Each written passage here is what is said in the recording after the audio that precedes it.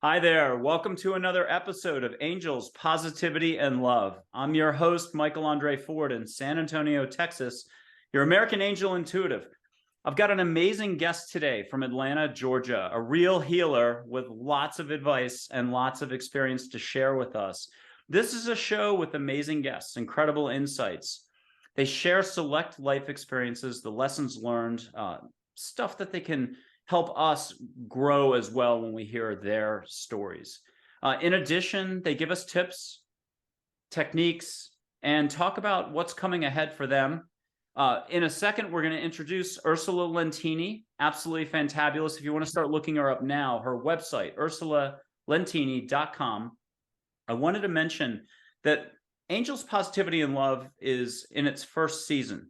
We've had 9 guests so far. The shows have been taped. They're up. We've had an incredible array. Most of these experts are show hosts, authors, healers themselves. So I hope you'll not only just check out the episodes, but when you're there, subscribe and like. Now, Ursula, thank you for joining us today on the show. We're very excited to have you.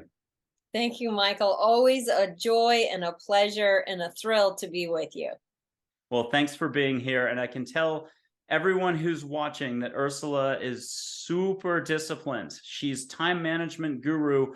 She's been around the block. If there was a metaphysical encyclopedia and someone could embody it, it's Ursula. She not only knows her stuff, she does the stuff. So I had a couple quotes that have to do with healing that I wanted to read out loud. I wanted to emphasize, though, that she's super creative, positive, fun, very light. And so if we had to describe her in a crazy way, I would say, and we were using dance metaphors before the show, she's a West Coast swing dancer of healing. So that just means she keeps it real, and she keeps you on a real path as you experience your life and your opportunities for growth. So here are 2 quotes just to get everybody to open up who's listening and watching right now. A true healer kindles the power already within another. And the second quote is, a healer is someone who's able to raise their frequency to connect to the source, the light energy, while keeping themselves clear and fully connected. They use this elevated frequency to help others directly or indirectly. And I think both of these quotes describe our guest today. So Ursula. So you're so sweet. Thank you. And you're such a good judge of character. Welcome to the show. Tell us what's going on and give us a quick synopsis of what you do for folks. Primarily, I do subconscious work because that's the strongest healing that I have come across thus far. And all the problems are in the subconscious, our little 10%, our little pea brain, our little conscious mind, our willpower thinks it's in charge and has a very loud voice all day long in our head. That's jack. It's nothing. It's so small compared to what's buried in our subconscious. When we're born, it's like a clean slate. We have our karma that we're coming in. We've got our ancestors. We have our personality traits. But then any events that happen on top of that are basically programs like chips in a computer. And we live from those programs. And we're so clueless. And we're like, oh, why do I make the same mistake anytime? Why do I marry that same guy? Why do I do this? Why do I do it? Where's this temper coming from? It's all pre-programmed. So we cannot willpower our life away. We have to go back into the original cause of this behavior, heal that out, make some different choices so we can live our full potential. We all know our potential, and people are just not reaching it, and they don't even know why, and then they feel bad. I love it. I love it. So when did you start doing this exact type of work versus what you were doing before? Because it sounds like you've gone through some various evolutions in terms of the healing you offer, and you finally decided this is what's most attractive for you, what you're most effective at for others. Tell us more about the year that you really hit your stride with this. So I was recently divorced and crawling into a new life. Like, it was bad. And I was at a spiritual center who I'm a minister of now, called Centers for Spiritual Living, which is a metaphysical teaching. Highly recommend it because it's not dogma and belief systems. It's practical application. So, on the dating sites, they say spiritual, not religious, or something like that. And spiritual is your personal relationship with the creator, the divine, the essence, the energy. And religion is what we're taught. So you can be in a religion practicing the things, but your actual relationship with that divine is your spirituality. Okay, so metaphysics is just dealing with the spirituality, which is plenty, plenty of work to do. So anyway, I was in my spiritual center, and one of the other congregants there said, "Oh, I'm a therapist and I'm learning this new model. Does anyone want free therapy?" I'm like, dude, sign me up right now. Don't talk to anybody else. I'm your person. So we would meet out of his home in his basement every Friday, and his wife would cook dinner, and a session is usually an hour, and that's plenty. We would go for 3 hours and just dig and just get everything possible out. And he'd say, "Okay, we did a lot of work today, and we did more than normal. So you should probably take like 2-3 weeks off, and then we'll okay, I'll see you next Friday." He's like, "Okay." So we basically did 4 years of work in 1 year. And by the end of that year, my life had changed on so many levels of my reality, and my understanding of life, my understanding of who I was, my understanding of my family, my history, my past lives, and the world at large. My whole perception of reality changed, for the better, of course. And I said, "I have to do this for other people." And he said, "Well, you're not a therapist." And I'm like, "I have to do this for other people." And he said, "Well, the head honcho, Richard Schwartz, happens to be coming to town to do a conference. You can come as my guest." So we're at the conference. I'm tripping. I'm the only like non-therapist person there. And there's a lot of people, and they're all like into it. And I was like, "Okay, this is cool." And then Dick Schwartz like, "Okay, I need a volunteer." And I'm like, "Oh, he needs a volunteer. I wonder who he's going to pick." And I'm like, "Oh, because I just volunteer because I live a life of service. So it's just automatic, because I know when you volunteer, gifts come. Always, every time, every place I volunteered, I came with gifts. Like, okay, I want to share, give my day, give my time. And then by the time I passed the threshold, it's like Christmas. I had so many magical moments. So let's talk about Dick Schwartz in just a second, but why don't we give a practical example just to follow up on that? So somebody watching this, they're listening to you. What can they do right now, or when they get done watching this, to just bring it in, to put it to the universe and say, "Hey, sock it to me"? Just give us an affirmation or anything that a person could say later today that taps into exactly what you said. I'm just going to put this in that's not related to that, but you asked this question and this answer came right in. You are a child of God.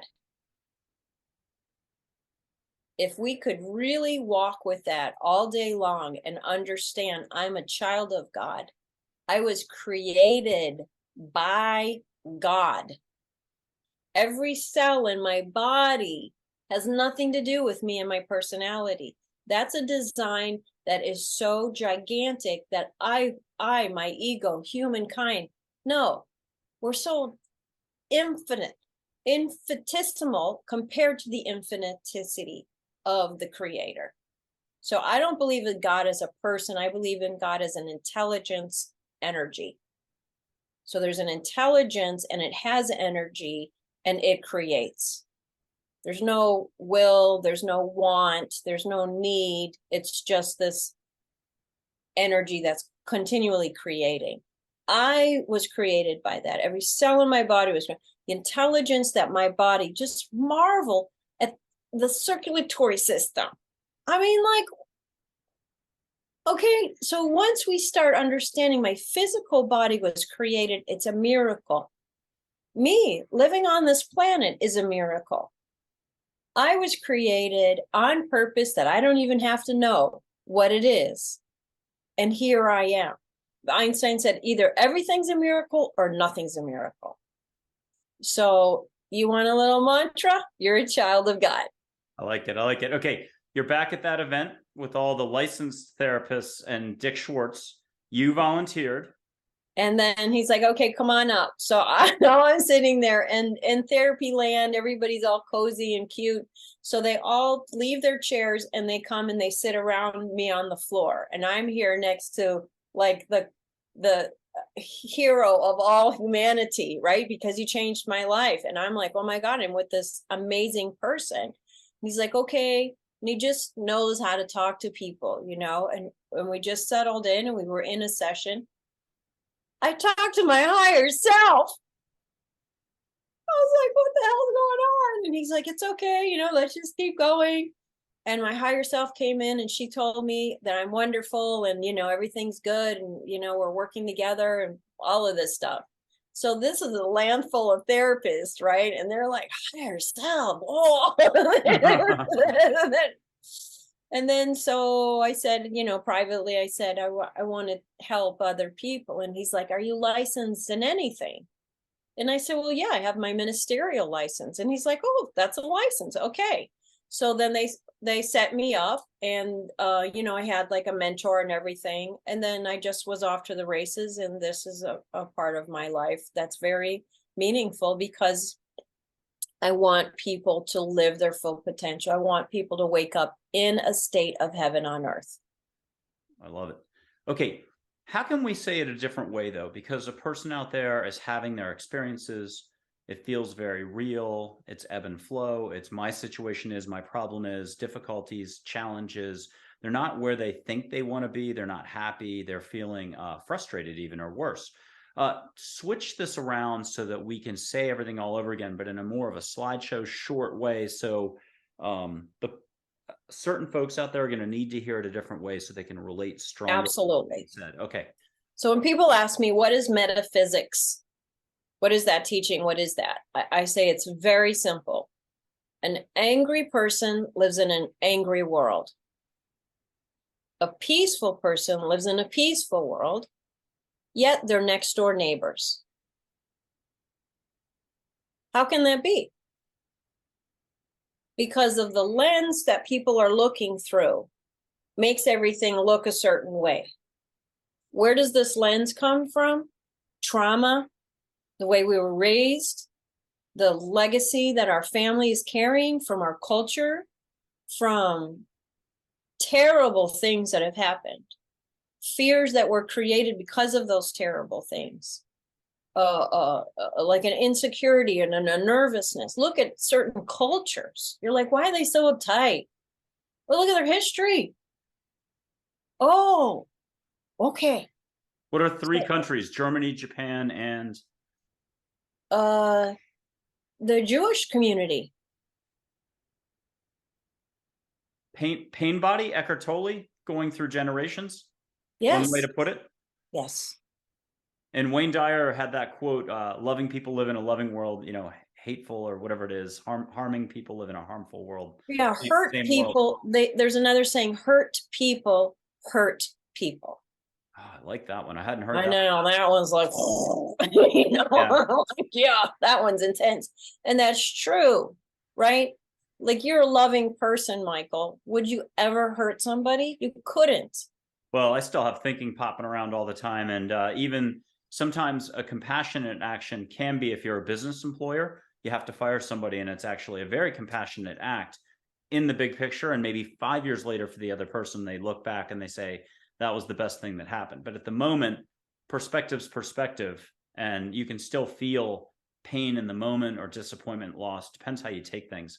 Hey, right. So what's the message for folks? Can you have a clean slate? Like if I had to add something on the clean slate front, angels can help you with that and you can get a clean slate.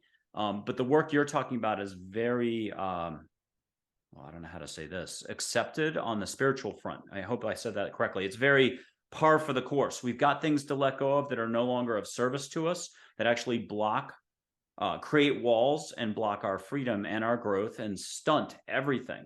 More fun, more happiness, more love, more relationships, more creating. Talk to us about, give us an encouraging message that like, hey, it's a big deal and it could be 4 years of this or 2 years of that or a lot of letting go, but give us the light at the end of the tunnel pep talk. It is obstacles. So think of a sports, any kind of sport. Like if you want to be a track runner, you're not going to go run the big track the first day. You're going to get out there 5 minutes and like, oh God, that's a lot. I need a hot dog. Right? Like but that's how it goes. And then you're like, no, something inside of me wants to run. So you're like, all right, let's try it again. And then your shoes break and this happens and that happens and it's cold and it's rainy. And you're just like, that's okay. I'm going to do it anyway. So something inside people who are on their spiritual path, it just calls them. It's just like, go to that thing, go to that conference, go to that, read that book or go to that meeting or attend that meditation. And they're like, oh, why am I doing this? Like no one in my family does this, like, listen. So what's the message? Listen to that thing inside of you that says, go out on the track and try it again. Go on this meditation, try it again. Go on this retreat, try it again. Because it's little by little by little. What do you do before enlightenment? Chop wood, carry water. What do you do after enlightenment? Chop wood, carry water. Yep. Have you ever tried chop wood for real, Michael? Oh, yeah. I mean, I think it's kind of fun, actually, but it gets tiring quick. And it's hard to do on the front end. Like, I'm dangerous with an axe. Oh, and there's that extra little spike to break the splitter. And then carrying water, Jack and Jill went up the hill. That's a cute little cartoon thing, but have you ever carried pails of water? It's really hard and you don't want to do it. So it's work, but it's worth it. It's worth it because the relief that we get, you either wake up stressed out and on drugs and alcohol, or you wake up with hope. It's a choice. It's a choice. You're helping people in the work that you do. You're helping people rediscover, reconnect to, or just discover, connect to their authentic self, who they would be if they weren't carrying all these. I say, instead of inheriting a dowry, they gave us a bag of dirty laundry, and they're like, "Sorry, kid, I did the best I could. Like now it's on you." And you empower people to recognize those flows again in the future. So let's say they've worked with you for a year, but they're empowered on their own to be able to handle the rough waters when it comes back up again, because life is ebb and flow. Yes. Okay, let's do this. If you're on a desert island or Pacific island, let's make it fun. And you've got all the food and water and a little bit of electricity, but you can only have one guest. It's got to be one of those healers, authors. It could be a modern day one. It could be somebody from the past. Do you have a name popping up immediately that you're like, oh my God? And it can't be a singer, Margaritaville singer. I need a healer, a book author, a recognized somebody. I would love to hang with Amma. Okay, there you go. Now, have you interacted with Amma, or have you followed her enough to just sum her up for us? For those who haven't checked out Amma, and she's the one who does the hugs, right? Yes. Yes. Okay, good. I got that. Okay. So tell us a little bit about her and her style, presence. Yes. Amma is this woman from India. And as a child, India, they're poor. They're, so they don't have much of anything. So when they had a meal, that was significant. So she would take her little bowl and go outside as a child. And the parents would be like, where's Amma? Her name was Amma, of course, that time. Amma means mother. She'd be out sharing her food with the birds. And they're like, no, honey, the birds, they got their own food. And she's like, no, I should share my food with the birds. That's the kind of soul she is. She does more philanthropical work than some small countries. She goes around the world hugging people, usually saintly people, holy people, powerful people. Do not touch sick people or, dirty people, because they're so pure that people's garbage stuff will get on them energetically. So there's usually a big distance. Look at the Pope, right? There's a distance, and that's all on purpose. She'll take the most low downtrodden horrible person and embrace them and press them against her chest like a mother against her breasts. I love you, child. It's okay. Whatever trauma, whatever, I love you and it's okay. And we're talking presence, the energy field, her elevated frequency, whichever way you want to call it, but that it's sort of like shining a light and the shadow disappears and so on. So troubles flee, person feels lighter and so on. Have you, when you watch her, she walks into the room and the whole energy shape, like you don't even see that she's in. There's no like special music or something. Like she kind of sneaks in and then they start. But as soon as she walked in the room, everyone's like, what's going on? What's going on? You can tell it. She was very, very powerful. When she hugged me, when I got up there, it's a whole day, you know. Okay, so yeah. you have gotten a hug from her. She'll hug 1,000 people in one day and then get on the airplane and do it the next, like a normal person hugging 100 people would be like, oh, that's a lot of energy. No. So this tells you, to me, she's a living saint. She really is so powerful, joyful. She's not a pretty person, but she's so beautiful that you just look at her in awe. She hugged me and I cried for like 20 minutes and I don't cry. My friends had to walk me to outside. I'm like, get me outside. I need some nature. So they had to walk me outside. I was crying. I had to hug a tree. That didn't do it. I had to eat some dirt to stop like sobbing. Grounding, in other words, get back to, yeah. So let's switch this. We're going to come back to Amma in a second and pick up on that. But what people could better understand is how much they are just energy, all different types, all different vibrations. If they're up here, they're one way. And if they're down here, it's another. And that's the whole point, in a sense, to get oriented in life, to start less of this, more of this. Can you say it, though, your way? How do you work with people to start discovering that it's already there here? And so they can start to orient and get cracking with their unique life path experience. The spiritual path, the hardest path, is the 18 inches between the brain and the heart. And why is that? Because this is what happens. When we're a kid, we're born, to me, we come straight from heaven. Like, where did babies come from, right? Heaven, of course, because where do we go when we die?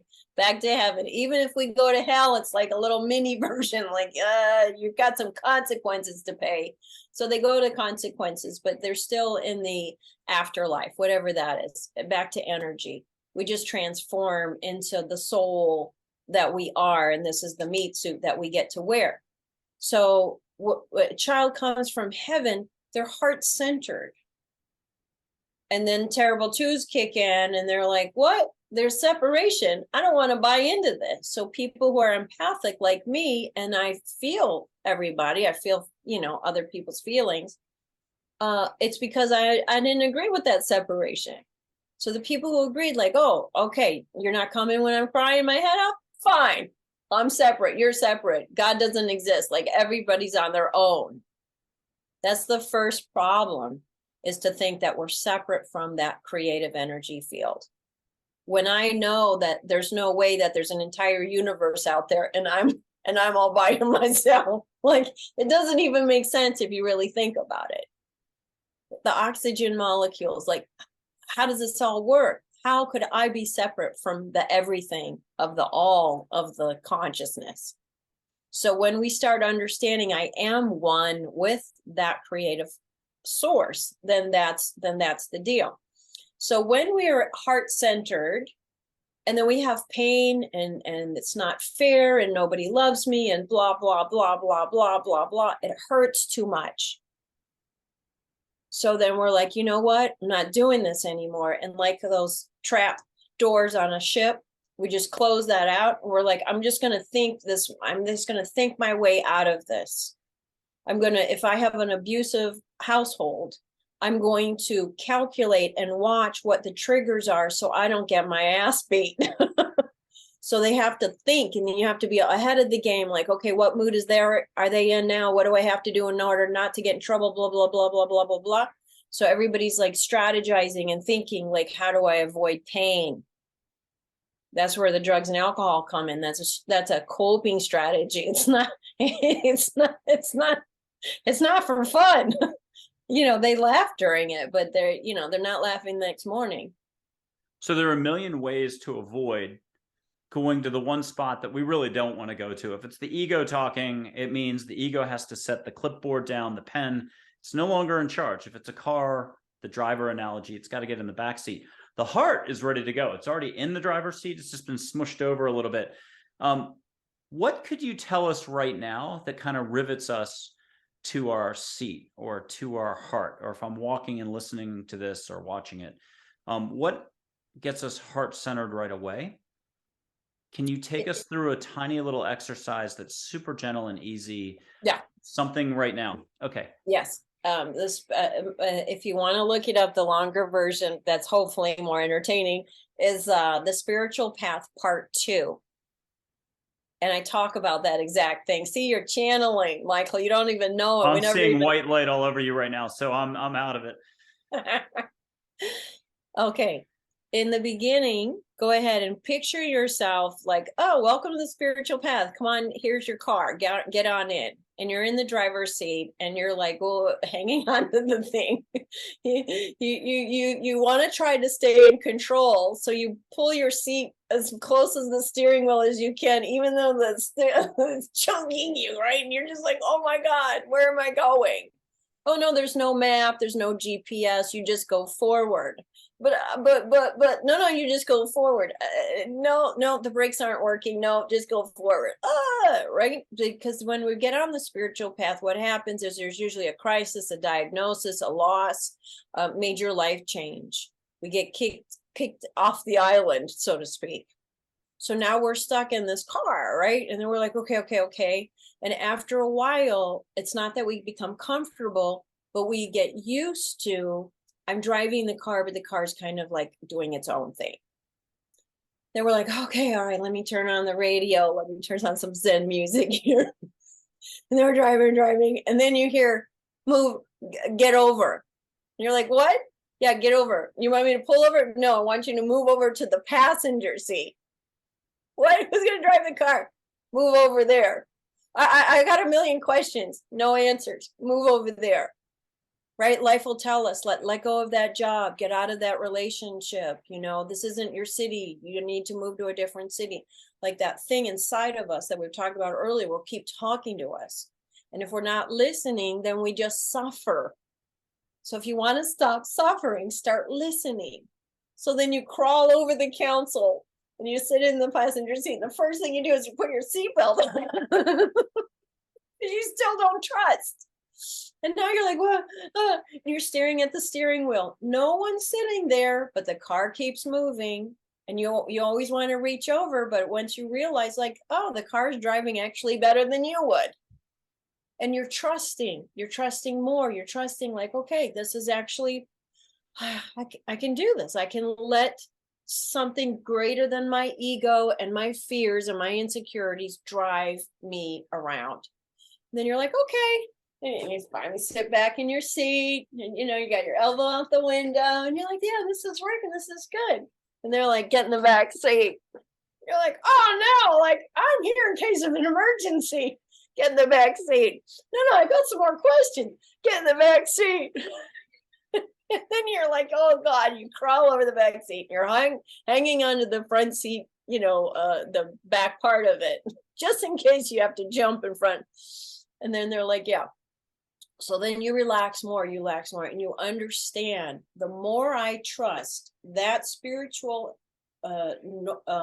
compass within me, the easier my life will become.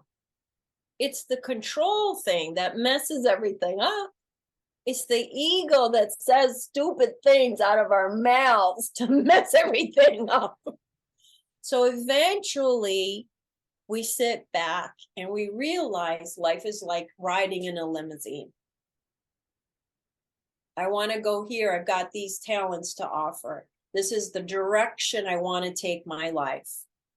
And the car will bring us there safely with lots of magical things along the way. Geronimo said once, thousands of questions, one answer. So instead of details, it's about the heart being here. He was talking about this. And I love that. Trust. Yeah. Trust. It's Trust. about trusting that inner compass. And you could do it this way. We'll blow some sage in a second, actually. That's just smelling without smelling, the Zen thing. You can do seeing without seeing, see full on, the other side, your relatives, angels, guides.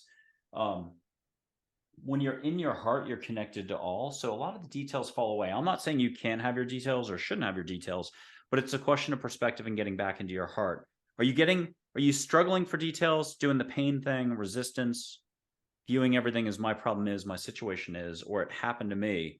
Or are you down in your heart doing true living?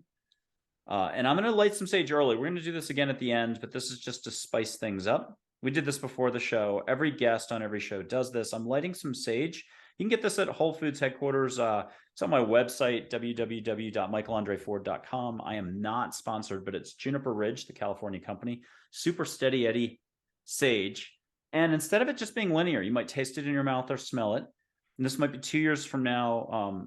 You're in New Zealand watching this and you're getting it. I just had a woman get it. I forget where she was at, but people in Germany have done this, New Zealand, Ireland, Canada, US. But ask angels, the universe, to do something extra with it. You have a right sore arm from gardening yesterday. So send it somewhere. Send it to your cousin Joe. Send it to your hamster. Send it to your flowers. Send it to you. Send it to your have a great sleep tonight. Knocked out like a baby, like you're at a bed and breakfast in Nantucket. Salt air making your eyes droop, and you just can't even keep your eyes open, and you have the deepest sleep tonight.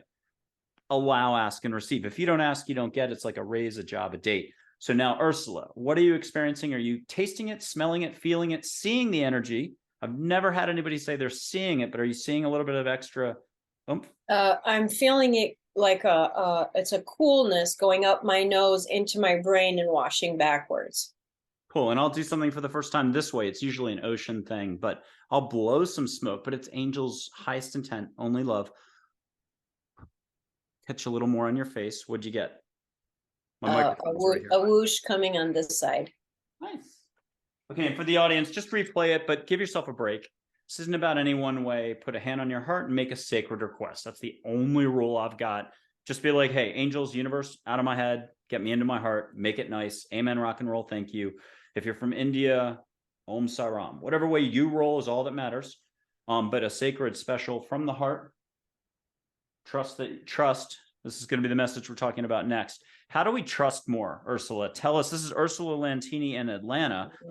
Hardcore, and I mean that in the complimentary, amazing way, does the work, has done the work herself. We're going to get into that a little bit more in a second. How did she get to where she's at now? Because it wasn't just a rainbow sparkly path. She had to do her own work, hardcore. But tell us more. How do we trust more? It says this: chop wood, carry water. You have to do the work. So how I would start, like if you're in a life of, angry or pain or suffering, or like just a flicker of hope, like everything is so dark and dismal, it's to say, there's got to be something better than this. Any person in any dark hole knows there's something better than this. So what's the little next better thing that you can give to yourself right now? And then what's the little next better? And what's that? And then go and give. And that's the chop wood, carry water. It's work, Michael, but living is work. You have to brush your teeth. You have to go to sleep. You have to wash your clothes. You have to eat. That's all work. So why not spend a little work effort into something that's going to bring you peace, love, happiness, serenity, flow. It is so worth the investment. You live this way. We wake up like, ta-da, what's going to happen today? Instead of like, oh my God, what's going to happen today? It's the same day. It's the same question. It's our attitude adjustment. And that's little by little by little by little. Do the work daily. Journaling, do the meditation. There's so much stuff online these days that we can just put background megahertz on and do meditation music in the background, it will affect our energy field because we're energy.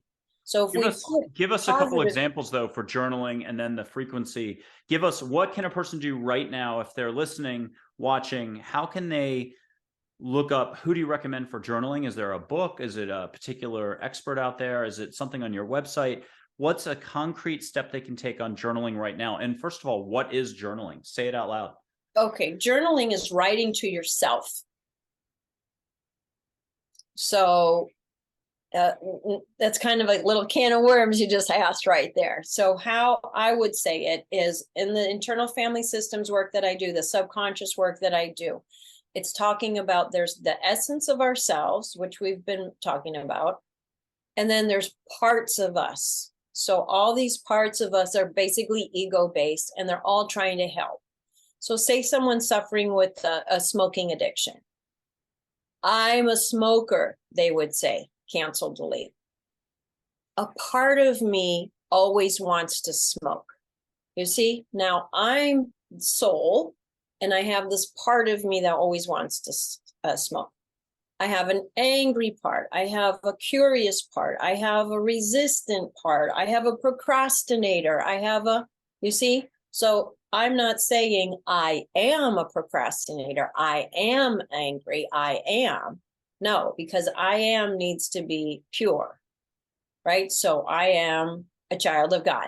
If you ever want to just like have a little reminder, say that, or say, I am an aspect of the universe, if you want to be more metaphysical. When I say I'm a child of God, that's more universal and it's more palatable because there's someone taking care of us in that mind frame. So that's why it's easier to say that. But to me, I'm an aspect of the divine consciousness as Ursula. So I still have ego, I still have personality, I have all kinds of flaws, and I'm still human, but the divine is animating me. And the more I choose to be in alignment with that, the better my life goes. When I resist, that's where I have problems. So to journal is to say, who is talking? Because in our head, we're talking all day long.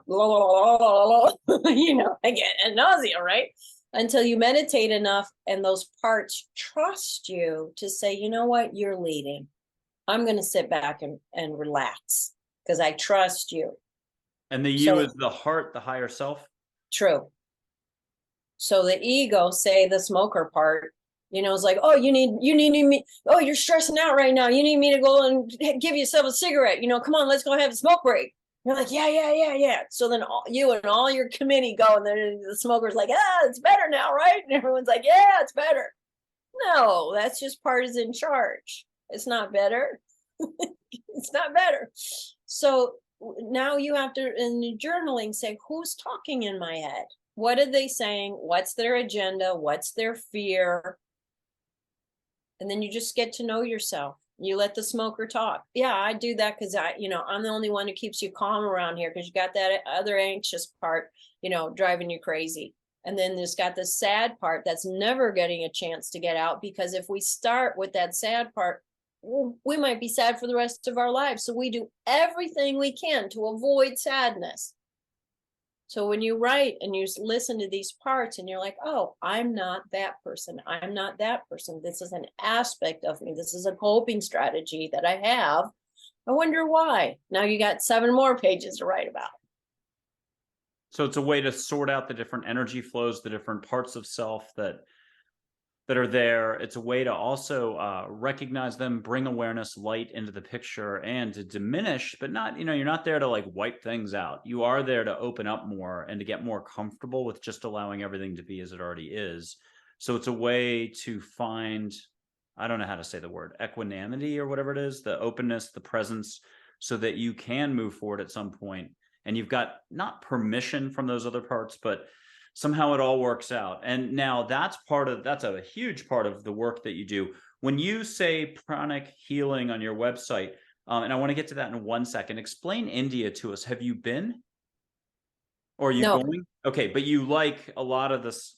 There's pranic healing. Explain pranic healing first. We'll get to pranic healing. Okay. Did we talk about, we said we were going to talk about something. Did we talk about that yet? I don't know. We're getting to it. We'll come back to it. Okay. If you remember what it is, I we'll get don't. to it. I don't Okay, I don't remember what either. it But is. chronic Okay. healing's a big part of what you do. Yes. And we've already Okay. touched on it in a way, I think. Well, prana is the same word as chi. So chi is from Asia and prana is from India. That's why you said that. In America, we say, oh, life force energy. Mucho gusto. Right. So pranic healing is using life force energy, using energy to heal. So I took Reiki 1 and 2, and I was like, oh, this is cool. Okay. And that was like introduction to energy healing. When I took pranic healing, it was like university level. Everything that I've ever studied, spiritually speaking, is already in the teachings of pranic healing. When I go and like do a workshop or something like that, I'm like, oh yeah, we cover that in pranic healing. So pranic healing is like this entire system of knowledge, wisdom, safety, because energy electricity, you can use it for good or you can kill yourself.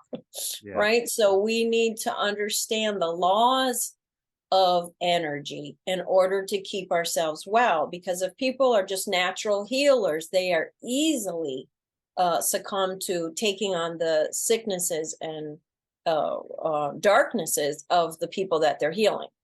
Yeah, you have to, I learned the very hard way boundaries. I can remember 8 or 9 years ago getting laid out for 2 full days in tears. The person never told me how much was going on. Not that they're responsible for telling me, but I mean, it was like more than just 1 or 2 life crises, more than 5 people's worth of stuff. And I could not get it off of me. And I'm rolling around on a couch, literally crying, I think 1.5 days. And it was, I've never had it that bad. I have to do one modern example. And this is a reminder to everybody that you're already kind of a healer. You're already kind of, you're whole at one level. And obviously then you'll say, but every audience person out there is going to be like, but you got a lack, or you're not there yet, or you think this, or you think that, and you've got these details. I sent an email to someone. They're fantastic. I love them to death. And I just sending an email, I didn't set any boundaries that way. I never would have thought of it. But every act you do is an energy exchange. And so right now, I mean, there's ebb and flow. You could have the greatest 3-year stretch, but you can still have difficulty at some point. Welcome to being human. Yeah. So the email hits them in a nice way. It's just like a nothing email, like, hey, you know, are we talking in April or May?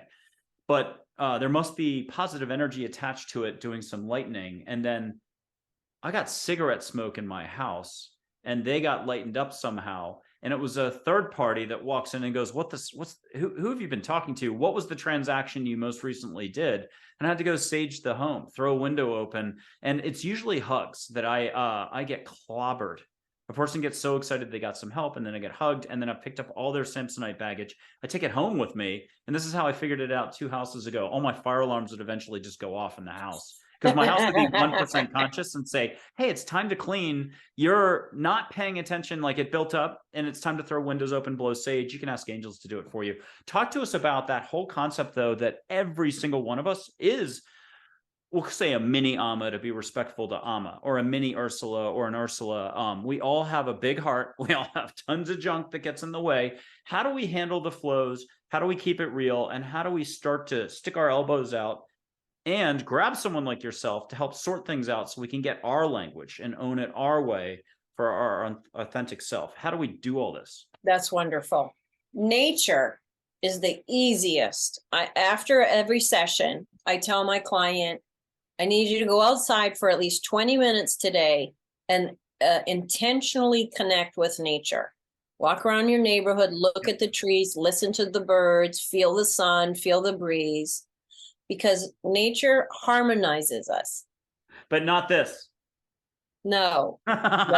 So literally, because that's all we do when we watch TV these days. Yeah. Or we're on a subway, or we're driving a car even. No, we're being hypnotized. We are being systematically hypnotized. Yeah. So talk to us about devices. Like literally go over this again, because it's probably the most valuable, practical, simple, free. way to go. Do I walk up to a tree and I say, hello, Mr. Tree?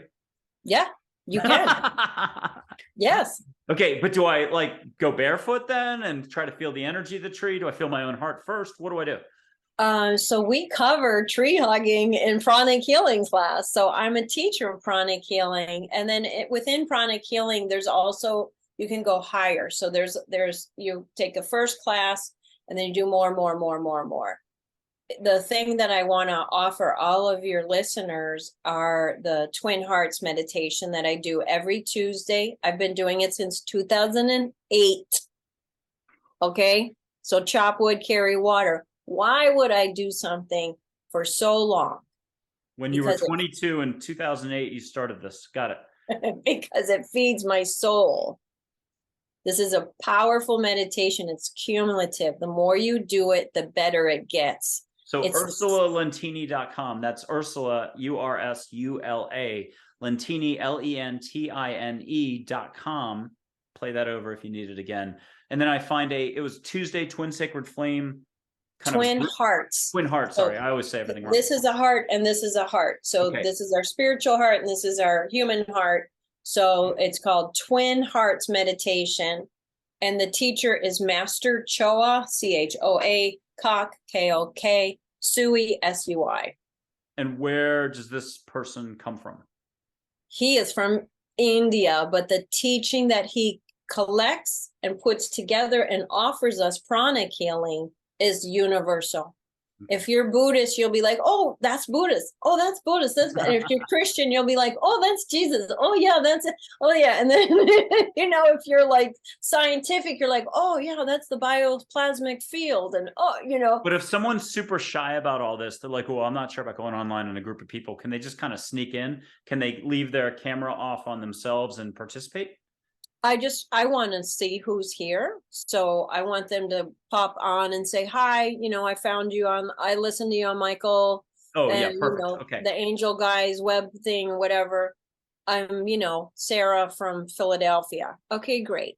Perfect. And if they have questions, do you still do, some healers don't do consults. They just say, you got to book me. Which way are you right now in terms of your business model? I do a clarity call. So if somebody needs to tell me what's going on, they can tell me what they're facing, what they're dealing with, and I will tell them how I will approach their problem. But the whole time, let's say they're over there and I'm you, the whole time that you're listening, you're also kind of getting, and some people say downloads, but you're also tasting the wind on them. You're getting a sense for where they're at. And then I don't like to say prescription, but you're drawing up a game plan should they want to take that step with you. A lot of people will begin down the path and then part of them says, I'm losing control, and they run for the hills. Another group is like, no, I've suffered so much. It's time. It's resonating. I'm liking this feeling I'm getting. Ursula, your energy field is going out, and they're secretly getting an Amma hug. They don't know, a mini Amma hug. And they're getting a comfort zone that they can leap. Again, that 18 inches you talked about. It could be lifetimes. It could be a life, 2 years, 2 weeks, 2 months. We're really good at delaying. We forget everything. And you help a person get back to here to start reorienting to get living again. Absolutely. I love it. Okay. Tell us, let's go back to the basics of the show. Ursula Lentine in Atlanta. Ursula, do angels exist? Yes. Okay. But now, how do you know? Have you met an angel? Was there a time when? Tell us something that you're just like, oh my God, I still think about it at least twice a month, once a year. I don't think about that often, but sometimes, when you are on the path after a while, I've been on several shows and they ask, when did you know? So then I look back, and my grandmother was a healer, and I'm her namesake. So Grandma Ursula. She would do it through tea leaves. She would have her girlfriends over and they would do tarot cards, and she would be doing the cards. And I just grew up with that. And I thought it was like just some old Italian thing. I didn't understand, like, she was like this amazing person. When they lived in Detroit, or when she was in her 30s or whatever, people would come and sit on the porch with her and she would counsel them. And then later she would dye ladies their hair blue because that was in the day. and they would come to her for therapy. So she was a healer already. I remember her touching me, and her hands were so soft, and so there was a warm energy. And then on Thanksgiving, we would drive home from the farm, and I would be on one side, and my sister would be on the other side, and she'd have her fur coat on, and we would just like melt. And she was just amazing. Her sister was a real full-on 100% healer. And everyone's like, oh, that's Aunt Josie. She had life-size statues of Jesus and Mary in her living room. And she just had one big chair, and people would come and sit on a little wooden chair, and they would ask her for prayers, and she would pray, and she would put her head on their head. She led pilgrimages to Fatima. Like, she was a full-on real healer. So this runs in my family. But my first experience, I was in the 2nd grade, Catholic school, giant church, Saint Joan of Arc. So the behind the altar was a mosaic, and it was golden, all these little golden things, and they were twisted and turned so the sunlight would catch them. And instead of Jesus like suffering on a cross, he was in a robe, and he was made out of stone, and he was I forgot what that's called, but he was 3D away from the wall. So he was just kind of floating, and he had his blessing hands. The very position that we do in pranic healing, by the way. Huh. And then there was pictures of Saint Joan of Arc, her life story. And it was after the communion, and at 2nd grade, I'm not taking communion, but that's like a peak experience, because several years later, right in my modern time, maybe 8 years ago, after studying pranic healing and understanding energy, I went to a mass. My nephew was being, I think it was first communion. And I was sitting back, and I was like, oh my God, oh my God, oh my God. And my sister's like, and I'm like, they just changed the energy right now. I saw it. And the way the mass is set up, it is a energetic situation, right? And then it peaks out, and everybody gets a healing or the message or whatever. The way they do the music, the way they ring the bell, like the whole thing, I tracked it energetically. So in the peak of this, church experience, I was kneeling down. It was the people were doing the communion, the organ with the pipes, like a wall full of pipes in the back, and the organ was 3 layers, because we could see it when we were children. They'd let us come up and look at it. So the organ was going, and the lighting, because it was a morning mass, and the morning light was coming in, and everything just came together in such a way that I felt the presence of God. And I was like, wow. And my whole everything just exploded. And I was just like, oh my God. I was so moved. I was crying and crying and crying. And I was just like, wow. But when you're a kid, you're like, that was cool. And you don't realize, how old were you again? 2nd grade. So you're 7. Wow. Good one. Okay. How about when you were a teenager, young adult? Did a stranger ever come up to you and help you somehow? Just right time, right place advice, and maybe at the time you weren't acknowledged. You just were like, okay, I needed that advice, but you didn't really dwell on it. What's another one of those more adult stories now that you can tell us? The story that popped in, it's not somebody who helped me, but this is spiritual path stuff, right? You know you're a weirdo when. Right? Oh my God. Hey, this is a show about angels, positivity, and love. And all the guests have had direct experiences. They've had all sorts of stuff happen. I had to learn a long time ago to just get over it. And so, yes, if anyone's thinking out there, they're judging and they're like, oh my God, this sounds so special. It could never happen to me. It's when you connect to the universe, and it's the same moment as cooking, when you're just having an amazing time with the omelet or the special dish you do, or you're an artist or singing, sports, hugging the dog, walking the dog, all the little charms of life, you're Amma. Yeah. when I was a teenager, there's nothing to do. I grew up in Michigan. So we would, if someone had the fortune to, convince their parents to take the car, then all the friends would get in the car and we would just drive around. We wouldn't go anywhere. We wouldn't do anything. We'd drive around. So it'd be in the evenings and I would see people. And I'd be like, what is that girl doing walking around in a mini skirt in the winter? They'd be like, what girl? What? We don't see her. I was just, you didn't see her? And then I mean, like, slow down. Don't you see those people crossing the road? Ursula, nobody's there. I'm like, come on, you guys, don't you see these people? And they're like, you're freaking us out. Shut up, And I'm like, how come you don't see them? And they're like, stop it. And I'm like, well, he must be close or something, So we would just cruise. And then I would say, do you see that guy there? And they're like, no, quiet, quiet. And then so they got mad at me and they said, just don't tell us anymore. And I'm like, I just don't understand how I can see them and you cannot see them. And then I said, okay, so then weeks went by and I didn't say anything about anything to any of them. And I would still see them, but I wouldn't say. And then I said, okay, I know y'all told me not to say anything, but I'm telling you right now, this is more clear than other times. It's the winter time again. I said, there is a man, remember those like 70s or 60s jogging outfits where they had white piping on the edges?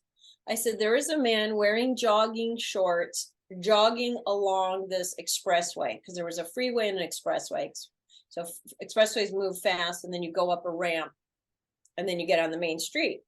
And I said, I'm just telling you this, okay? I just want to say this for once and I'm so sorry. And they're like, you suck, we hate you. And then we got off the E-way, the expressway. We were going on the ramp to turn. And there was a real man jogging with those shorts on this ramp. Did they give you credit? Did they give you any credit or they didn't want to hear it still? The whole car screamed. So she had like 6 teenagers screaming and then it stopped. I didn't see ghosts anymore. Huh. Because they made me feel scared. And that's common. That is very common for people who have psychic abilities, intuition, clairvoyancy, clairaudience. It'll happen when they're a child. And if their parents aren't cool about it and they don't understand it, they'll shut them down. And I'm sure this has happened to your listeners. Yeah, we just had a recent guest. The show will have aired sometime in March or already that mentioned that exactly. They shut it down for a period of time. Because they don't understand it and it scares them. And those invisible friends, and I hear voices and the monster under my bed. That's all freaking real. Yeah, I mean, there's different types of flows. So I mean, some of it's good to let go of, but I mean, angels know how to make it nice. You do have to put the invite out there. You're good how you are. And I have to share one with you that might make you laugh. I've been running now 40 years since I was 1. Just kidding. Okay, I just turned 55 on Friday. Happy birthday. Thanks. I've been running for 40 years. And I mean, I got to give a practical tip just to show you how you can never stop learning. We're always expanding. Pedialyte, I avoided it like the plague. I'm like, that's like baby juice or something to hydrate for kids. It is better than Gatorade. It is better than the chews. It's better than those squeeze gels. If I do enough Pedialyte, I don't get sore the next day. Now, that's not the point of this exercise because I'm in the north part of San Antonio, many mountains. People in Colorado or in Switzerland are laughing at me right now, molehills, but 12% grades. So significant hills. You need music, you need motivation. There's times you're going straight up and you're just like, oh my God. You can ask the hill for help. You can ask angels to be in your legs. They can do 70% of your running workload. It's what will you allow for? Again, not the point of the story. I'm running up this one hill. Starbucks is behind me. I'm headed back home. It's a big hill. A mountain biker passes me. I see the detail, everything. Human mountain biker. See the water bottle. I notice everything. It gets so steep that I'm able to catch back up again and pass. But then I know that I have to step aside to be courteous because the mountain biker is going to get me again. Smiling, I see the front, the glasses, everything else. Now I'm peeking out on this huge hill and the person's now like a couple little blocks. If it's a little town or one big block up front, I can still see him. They cross this double lane mini road, 2 lanes each direction. They get over the grass median somehow, or there's a turning lane that's an opening and they can just get across. And there's lots of walls in San Antonio. Everything is gated. I see them go in, and I'm still new enough to San Antonio that I'm like, okay, mountain biker went that way into the neighborhood. There's a stone wall. I'm assuming there's a pedestrian, one of those turnstile metal things. They put the bike over the wall or through the turnstile. It's a solid wall. There's no way to get into that community. And I didn't see a bike go up and over the wall. So a guy named Gary who's passed, who's just enjoying mountain biking. He got hit maybe on the road or something somewhere. That's who that was. And it was just the right time, right place. I needed a little encouragement to get up that hill. It was with Angel's permission, if you want me to put it that way, so people can feel comfortable. And that wasn't the only time. There was one more time where I am like this afterwards. A couple days later, I'm still like, oh my God. And Gary had some encouraging words to say. I'll hear him on a run once in a while. Just saying, take it easy. You got this, 1 foot after the other, and encouraging words. So I had to share that one. But I got goosebumps on both arms when you said that. Yeah. And I mean, so lifelike. I will look twice now at times at people and be like, okay, is this real? Or, I had, now that you mentioned that, so back to, just wanted to say, it'll happen when you're a little kid and then it gets shut down, and it'll come back in when we're teenagers, because when we're teenagers, we're so fragmented, we're so split in so many different directions that our gifts will flare back up again. So we'll either listen to them or we'll shut them down again. And then that's why, because teenagers are so wide open, because they're not a child anymore, and those constructs broke, right? So they're not seeing the world in childish eyes. They're seeing reality, which is kind of daunting, because realities can be kind of ugly, right? So because they're so wide open, that's why they start using drugs and alcohol, because darkness sees their light and their purity and their virginity and their spiritual evolution. And they want to grab that and suck it and become like a parasite off of those children. So that's why I was a teen counselor for a spiritual living center. I would take teens to camp, and we would go to camp and they would learn all these spiritual tools so they don't get sucked in all of that darkness. Being a teenager is probably the most hard time of life, because there's so much unknown and there's so much energy available. But then I was in Los Angeles. I moved to LA when I was 18, and I was on the 405 going up a hill, and I wanted to go over into the fast lane and move around a car. And I went to turn, and my car wouldn't turn. It was as if it was windy, because sometimes it gets really windy in California, especially with Santa Ana's. And I went to turn, and the car was going like this. I was like, what the hell? It's not windy. Like, okay, whatever. La, la, la, la, la, la. Look in the rearview mirror. No. Okay, I'll go now. No. Like 5 times in a row, I got scared, because I'm like, there's no wind. Like, why can't I move my car? The whole time, because after I surrendered to it, I was like, fine, I'll just stay in this lane. The whole time there was a car in my blind spot that had just started creeping up where I could see it. And I was like, oh my God. Somebody just saved my life. There was an angel here with me pushing the car, so I didn't go, because we would have crashed. Okay, let's do this, because we've been telling our stories. Can people take comfort in knowing that they're not alone, they're heard, they're surrounded with love? But can you explain to us how easy it really is? Like this to this, this to this. How easy is it? Reach the bottom of your barrel. People run their whole lives away from pain. But anybody who's dealt with the pain, who's like eaten the mud, who's like, okay, come on, darkness, come on. You want a piece of me? How much do I miss my mother after she got killed in the car accident? How much do I this? How much pain? How much? Instead of running from it, turn around and face it, because in the bottom of the barrel, when we hit the bottom, it punches out and there's a freedom on the other side. Some people think that that's suicide, but it's not. It's the death of an ego. It's the death of running from the pain. You don't have to run anymore. Just face it and then get into it, heal it. Definitely find somebody to help you. And then you'll have this breakthrough that you've never had in your life. And it is worth being terrified to face the pain rather than spend the rest of your life in pain, running from the pain. Is it fair to say it's a release from an attachment to the details of the story, the situation, what you think is lacking or who's gone, and instead it's a shift in consciousness of broadening of the perspective of, I'm making up a verb there. So again, in a hopeful, positive, it's not that hard. It can be super hard, and that's why all the really big situations in life happen. But if I'm a listener, I'm watching this and I'm watching you right now, I don't have a lot of stuff going on. I just know I'm a little cautious and I've got resistance, and I can find a million other ways to clean my garage, my closet, and do anything, mow the lawn, before I'll take a single little step. Give us the pep talk on the little step we can take. Where can we start? A breath, smile, a book? Who's your favorite author that is a mainstream author before we go in another direction on that? Give us some basics in terms of, it can be easy if you're not facing those giant mountains. You know, a lot of people are facing mountains, not everybody.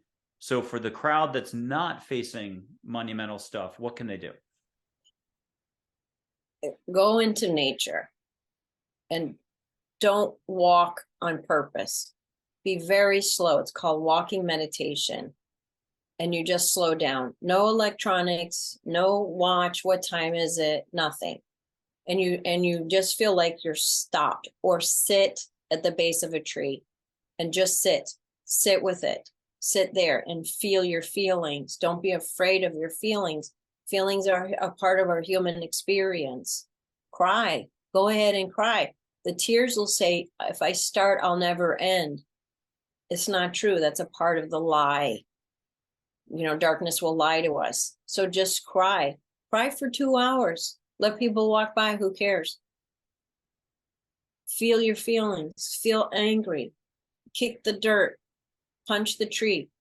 Feel your feelings, because those are the hooks that we're afraid of. Nature, I promise, will cure you. It will care for you. Okay, now, if you're going to get a tattoo that drives home the point on this whole thing, and that tattoo, you don't want a tattoo that's 20 sentences, takes up half the body.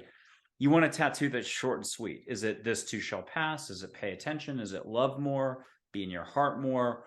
What's a tattoo or a t-shirt slogan that gets to the point of this?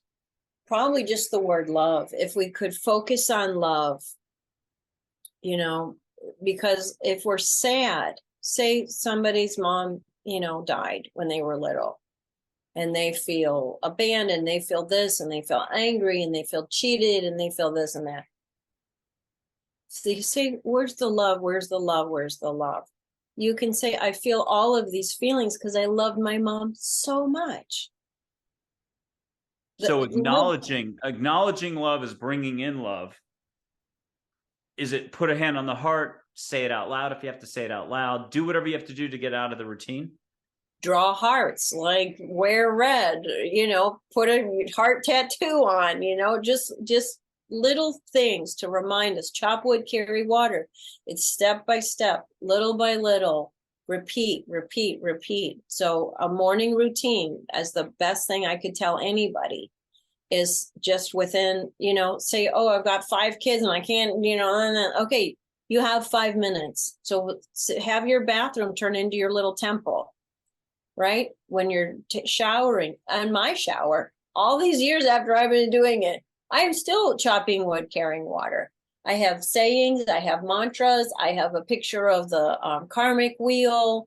I've got reminders. What's one of your sayings? I've got my pranic healing, the loving kindness, non-injury. So they have a list of the pillars and the virtues. So I'm looking up, shampooing my hair, and I'm reminding myself of the pillars and the virtues. Now I make a heart in the shower with my hands so that as it fills, I have Heather, an angel, if I can remember, we'll bring her in later. So the water fills up and I've got Heather there, and then I kind of just bring it in for a heart. That's if I See, can remember when I remember. yeah. Okay. So there's a lot of books. Somebody's like, well, I'm not sure about any of this, but I want to go to a bookstore. I'm going to go to the self-help section, the business advice section. It's all kind of the same. Eventually, they're looking at the metaphysical section. They're eyeballing it. You know, the Oprah Super Soul Sunday authors, the more spiritual types, the whatever, this, that. Who is a couple books authors that people could touch that you're like, yeah, I go to those from time to time. They're still on my shelf. What's out there that people can pick up? They're gonna be like, you're mean. My favorite author, because I don't want to tiptoe. I don't like to chit chat. Like, I'm like, let's go in, blazing guns. Like, let's go for the kill. Let's stop suffering. So you might not like my choices, listeners, but I'm just going to tell you, if you want to get real with yourself, Pema Chodron, she's a Buddhist nun. When I first read her book, Comfortable with Uncertainty, it was as if a hand came out from between the pages and smacked my face. Oh, there's Chogyam Trungpa. Chogyam Trungpa was her That's mentor. her daughter. Her mentor. Yeah. And then I always say, I can never say her name right, but Pema Chodron. But everything is your instruction. So we could do it this way. We've gone beyond the binoculars you talked about. You've got a heart, you've got a brain. Generally, the brain's in the driver's seat until you realize that's not the most efficient way. Efficient expenditure of energy. You're going to suffer a lot more pain. Do eddies if it's a river for a lot longer instead of actually enjoying the cruise. Letting go of perspective. Talk to us about how does that author, that expert, who's another one, by the way, how do they help us get out of what we know and into the unknown, which is totally scary. It's going to feel like you're getting destructed. I think she talks about and Tibetan Buddhism does this all the time. 1,000 infernos is what it's going to feel like, because you're like, oh my God, I can't go that direction. It's just going to your heart and taking a single breath. But it's going to feel like you might as well be jumping off a cliff from 100 stories up. It's the scariest thing in the world. It's called living. It's called living and facing all the rest. But who's another author? And so between Pema Chodron, who just did her last speech, I think last summer, public one at Omega Institute. Her material is great. Who else would you recommend? Who's a surefire second author? Something simple but profound is my first spiritual book, and it's a little, like, tiny little book, and those little ones those are my favorite, because you can read one page and you have to put it down for like 4 days and be like, oh my God, I can't believe that. James Allen, As a Man Thinketh. So in the literature, it's an old book, and you probably have to order it online. It says he in there all the time because it's that.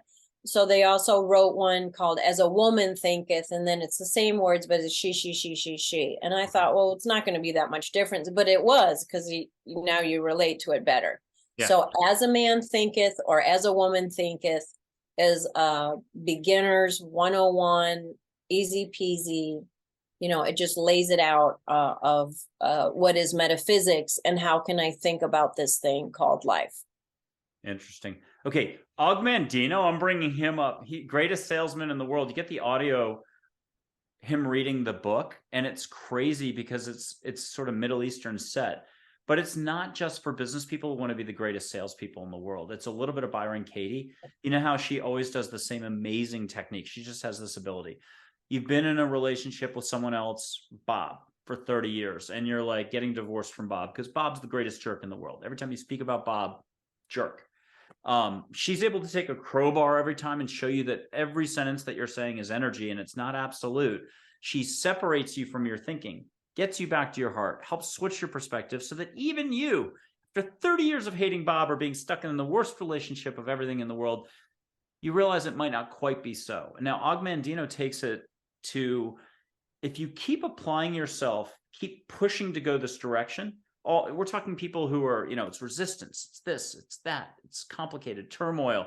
You're going to get there. And when you get there, it's going to be amazing, glorious, fun, exciting, cha-cha-cha, love, breathing, space, just a chance to go in any direction you want to discover How about some peace? Some peace. That's my word.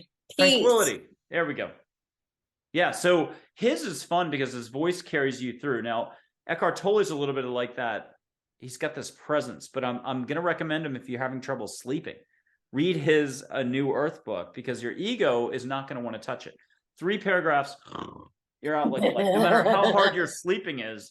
And if you're into all that stuff, it's definitely complex. It's a lot to take in, and yet it's also liberating. And that's just the way this works, is part of you is up here, part of you is up here. I mean, for example, I've got a chair in the corner. I'm supposed to sit in it, homework assignment, just read whatever. I like military history. Sit and enjoy life, put my feet up and read. It could be murder mysteries, cookbooks. It doesn't matter what you read, but it's taking time to cultivate yourself. Yes. To just breathe your presence. Yeah. Right. Don't be this. That's the morning practice that I recommend. So even if you're the mom, and you've got your bathroom set up, do something for yourself, because we can't give what we don't have.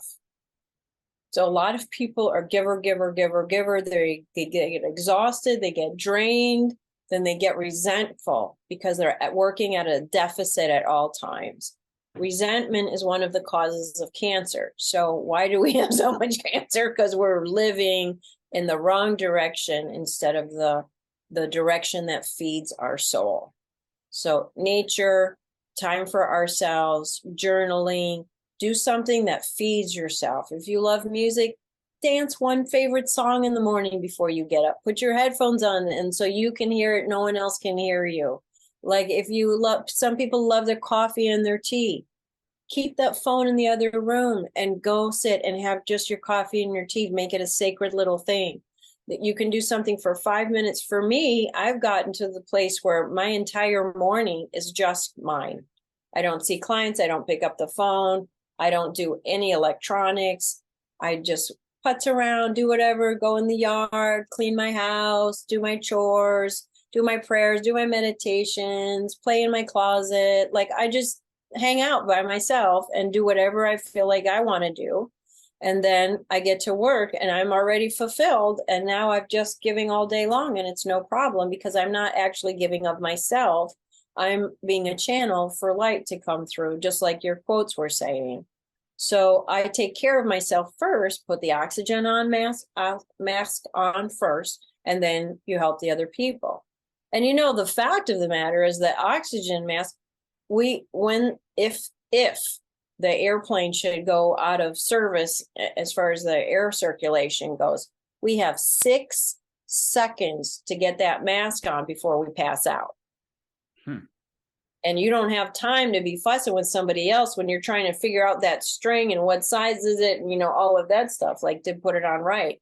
1001, 1002, like you don't have time. So you have to grab that thing and snap it on. That's with the urgency that we should be taking care of ourselves first, like having strong boundaries, like, no, I'm not going to look at, scrolling. I'm not going to do this. I'm not going to do that. I'm not going to get all hooked up into my stress thoughts and things like that.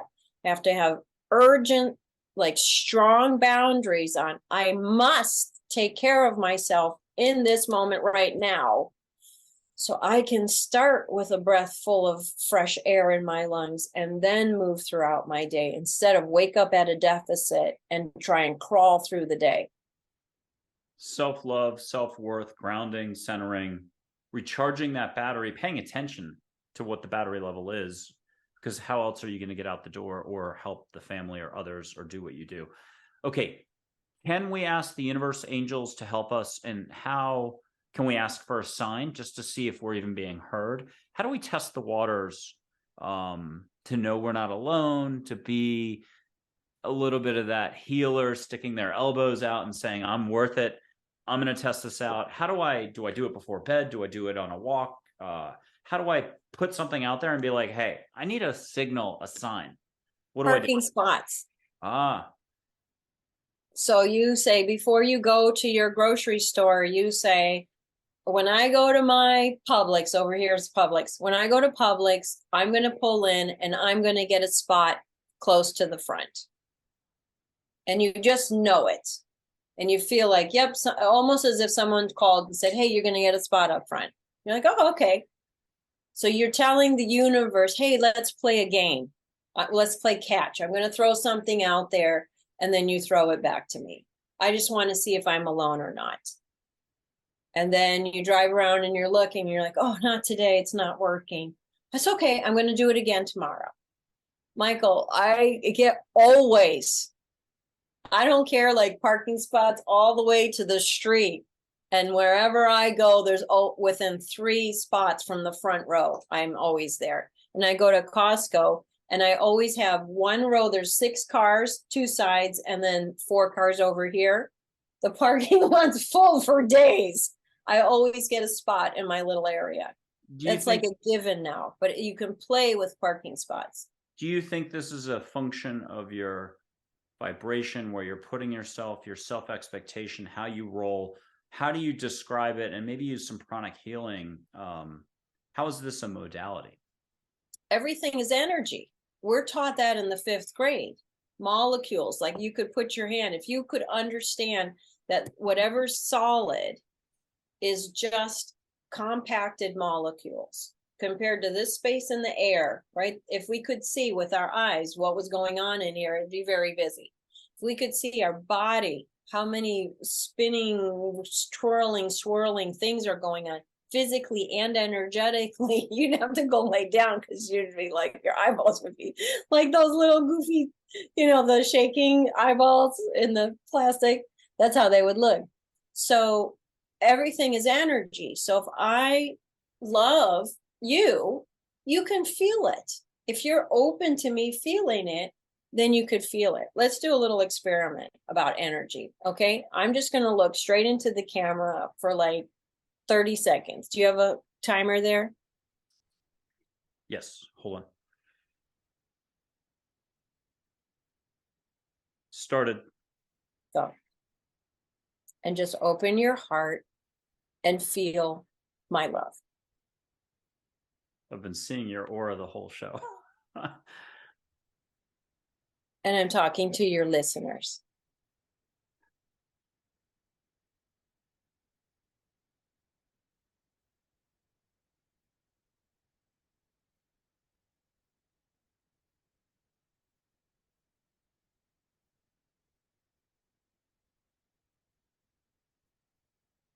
And if I can make a suggestion, since we're at 35 seconds, put your hands out to her. Use your hands so that your hands are the ones feeling her vibe. Put it out and feel heat, feel warmth, feel sparkle. Challenge yourself if you're already kind of like level 2 intuitive. I don't even know what that is, but get a whoosh down your back. Only the highest intent and love. And Ursula's not spending any of her energy. She's got guides from India, angels, Mary, Jesus, everybody helping out right now.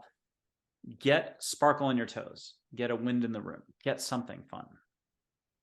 Let her hold the space for you, though. And get those lotto numbers, too. I had to make her laugh. I wanted to do that so bad. Okay, we're at 1 minute and 20 seconds. Do you want to give us one last thing they can do while they're in the zone with you right now? Do you want to put a hand? Can you put your hands up? We've had other guests do this, but give yourself permission in a way that, you're not taking on anything. It's only the highest intent. And if people can, my only suggestion for folks, if they're unsure, or they're like, oh no, I'm ready to do this, just do something to break your structure. Circle. And then your hand's great. If you need to go test it, I did this for weeks, feeling a candle, like, can my hand feel? Oh yeah, there's warmth. Okay, must be functioning. It's just me having to let go and appreciate. So this is just appreciating. It's like you've only had white wine and you're going to drink red wine. Ursula is your Burgundy. I did that. But this is Ursula shining all the way, and it's incredible. Okay. And so this could be 2 years in the future. No big deal. Come back to this video, bookmark it, save it. Say thanks to Ursula when you do this. It's appreciating. It would be like, just thanks for this moment. Thanks for this tree. Trees have first names. Not every single tree is going to want to talk to you, but a tree could be like, come on over here and give me a big hug, you lug. And you'll start laughing and be like, whoa, did I hear that? And you're going to know it's not you because it was kind of quirky in a way you would never speak. And it's just enough outside of what you know that you're like, oh, wow, I just had a moment with a tree. Bob. I had Fred and Ted. The only reason why I can remember the difference now 2 houses ago is Fred, FR, was for front. Ted was in the back, and that kept it easy. But then I had no, I had a much longer name that I have to think about. I have to write down all the names. I had to look up Gary, the mountain biker, because I'd forgotten the name. I forget all the names. Okay, one quick story about New York, though. Two completely opposite stories. Bar stools or openings for tables. I lived in New York for 20 years. What you said about parking spots, which I did the same thing. I'm like, I'm going to have patience. It might not, it looks impossible, that row, front row, the section. If it's tiered, hotel, resort, and 20 parking sections later is where you should be trying to park if you want to get a spot right now. You just kind of allow for the opening the universe to do its job, trust a little more, and so on. But bar stools, same thing. I would get incredible, just as I arrive, somebody's getting out, and boom, I'm right there front and center. It'd be so much fun. But the opposite would happen. I would be invisible with every bartender for literally 15 years. My friends would know to get in there, or other people would speak up on my behalf because they would be so busy in the flow. I'd put a 20 out or a 50 or whatever it was back then. If I was buying a lot of drinks, it wouldn't make a difference. And then others would step up to be like, hey, you've just skipped, like, you've done 7 other transactions. He's been here, and they try to make it right. That I have no explanations on. I do. Oh, what I is don't. that? You're too bright. Bars are where the if you want to hang out with some demons, go sit at a bar, right? So Oh, you were too bright. I'd be invisible. Clubs, Yes. bars, Yeah. restaurants. Yes. Honestly, Yes. incredible. I mean, you would, if you had documentary crew for all those times, I cannot explain. I would just be like, what is going on? Yeah. No, you were beyond, because they're used to looking at darkness, right? So alcohol, they call it spirits, right? It used to be Hmm. called spirits. So alcohol has darkness in it. We affectionately call them shabungis. They're little critters or parasites or whatever. So when the person is altered, they can just pop in. So if somebody goes into a car accident and they black out, or the bicycle accident or something happens and they black out, that's when the defense is down and darkness can go in and embed, and they're hosts. They just take, they're a parasite, so they're just sucking your energy, and you're like, oh, why am I so tired? Yeah. Why am I so crabby? Why am I so mean? Why am I gonna, oh, did you have a blackout? Did you do drugs and alcohol? So they creep in because the drugs and alcohol lower our vibration, and then they just get in super easy. Your vibration is so bright and so shiny that they can't even see you. That you're not even there, because they're seeing everybody else in a lower vibration.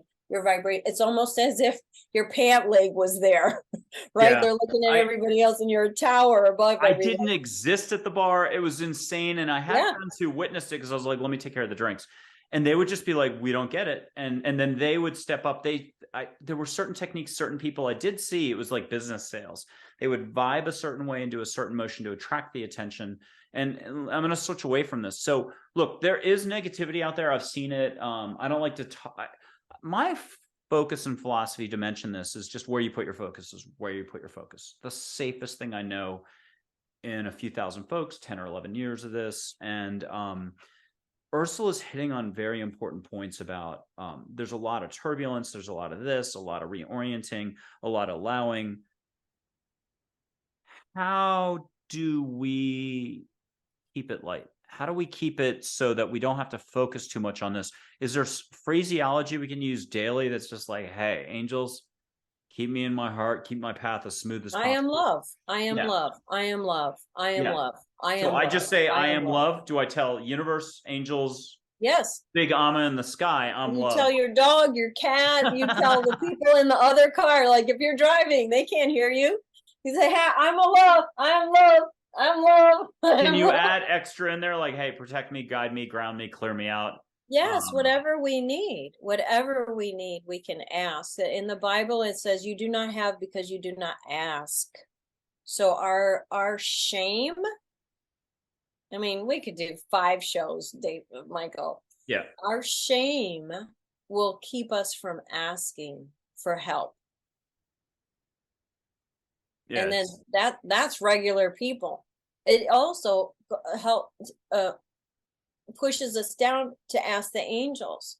So the deal with angels, I mean, I don't need to tell you this, but they have all of these tools and techniques. There's a legion of angels available to us. There's no credit, like you only have $1, where you're going to spend it. No, this is endless.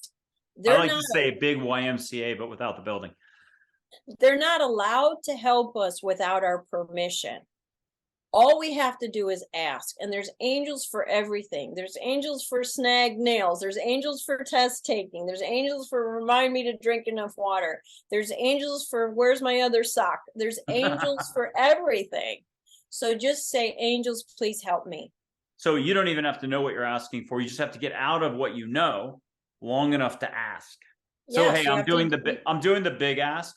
No clue, but make it nice. And whatever's next, make it cool, make it big, and leave me laughing and sparkly if you could. Yes. Okay. Okay. So tell us some more about this whole awakening process. It's not about surrendering control and identity in one sense, and yet a lot of people say it is. How can we go light on this so that it's really just a transformation away from too much thinking to a little bit more living? Talk to us more about this whole spiritual journey. If you can look at a picture when you were 3-4 years old and become that kid again, because people are like, oh my gosh, especially the people I grew up with, they're like, you're so young, how are you getting younger all the time? And my answer is because what ages us? Stress. Kids have stress because they're picking up, because they're empathic of other people. But if you had a safe household and the child was not picking up your stress as adults, and they were just left to play because they felt safe, that's what we're getting towards. So childish is irresponsible. Childlike is ama. You are childlike. You're always cracking jokes and making fun and changing. Not true. Here's an angel and here's a this. Serious. Very serious. Yeah, not true. Look, you're smart. You can't even smile. You're giggling and you're trying to be serious. You see. So we want to be childlike. Even they say that in the Bible. Jesus said it. We want to be childlike. We want to be like a child. We want to look at life in awe. So when you said what, get away from what we think we know, it's all training, it's all programming, it's all hypnotic. Life is hard. Life is not hard. We're wearing the life is hard glasses. Take those glasses up and put the Mickey Mouse glasses on. Like, watch comedies, make yourself laugh, hang out with funny people, read joke books, like tell jokes.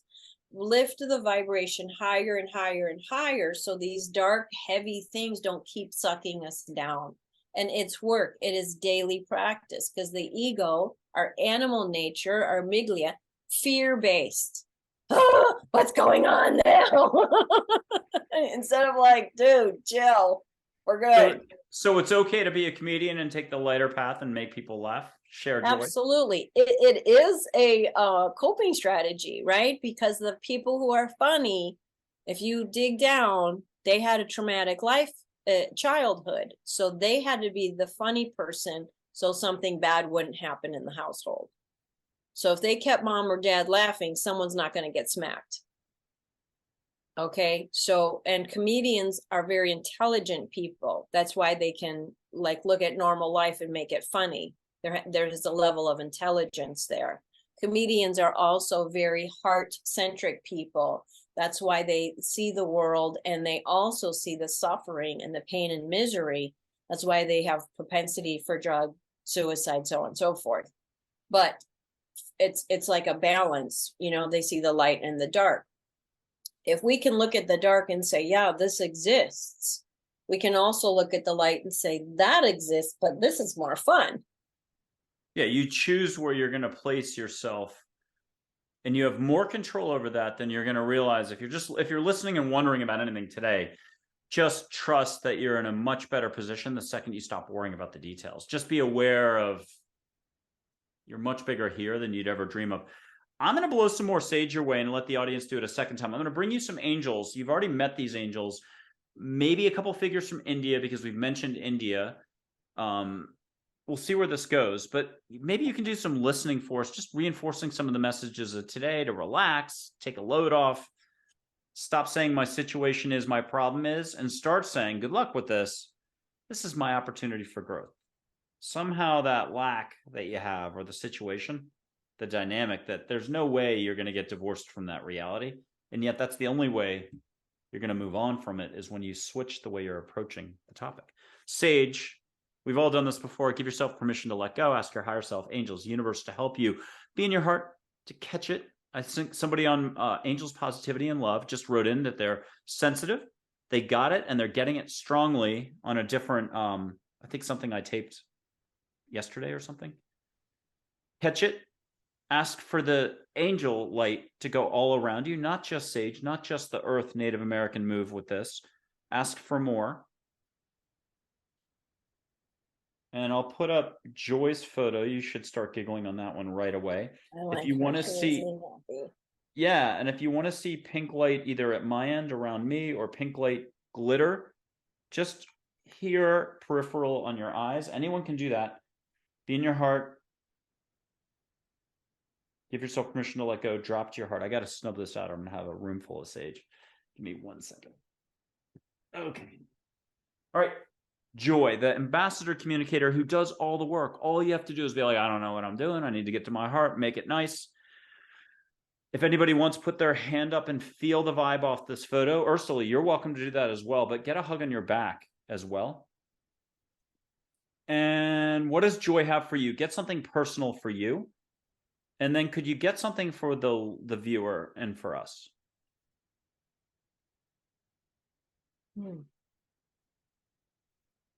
To feel joy is happiness for no reason. Happiness is oversold, right? Everyone wants to be happy. And I'm like, oh, please, enough of this happy. Because happy, if you go, you're happy because I'm happy because it's my birthday. I'm happy because it's sunny. I'm happy because I have, okay, what if those things go away and then you're not happy? So happiness usually has a because with it. I go for peace. Peace is the zero line. It's the nothing. It's the road less traveled. It's the middle path. It's the boring, straight and narrow. I love it. I love it.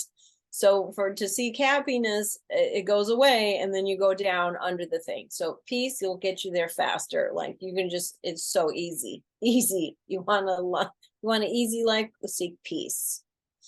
So joy is happiness for no reason. There's no, that's making me happy. That's, I feel happy for no reason. Now your peace line just raised up. When we're in joy, it's like getting kissed by the angels. So without a photo, let's make the point right now. And this is, there's going to be people who are like, okay, wait, I can't use a photo. I mean, you can see full on if you want. Close your eyes and get a little bit of pink light on your eyelids, like a slideshow. But go ahead, Ursula, for us, can you demonstrate? Just put a hand out to your side or up above. Ask Joy if she's there, get a laugh, feel a whoosh, and get one more thing. Oh yeah, she forgot to tell us. Get an addendum to that, an extra something. Interesting.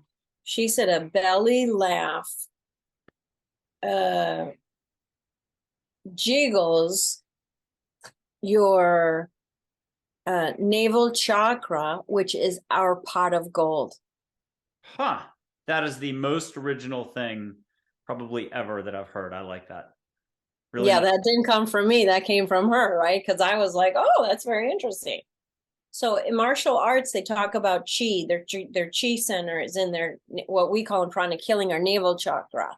But in there is like our pot of gold, energetically speaking. So the more good deeds we do, acts of service, loving kindness, forgiveness, all of that stuff, it accumulates our good karma, and that's the pot of gold. If it's the Indian chakras, and is it the red? Is it the pink? Is it the yellow? We don't do like that because that's not how they are. That's the baby version. Okay. So when people study pranic healing, most chakras have all the colors. So Master Choa Koksui, the founder of pranic healing, worked with clairvoyance. So he did the funny thing is he did a blind study, right, with clairvoyance. And then when they would agree on things, then he would say, okay, then we're going to call it this. So it's not the rainbow, but whatever. And there's 11 in his system. There's 11 major chakras compared to the baby version of the 7. And it's just evolution, right? We thought the sun was God, and then we're like, oh, that's a fireball. So it's just our understanding is evolving now.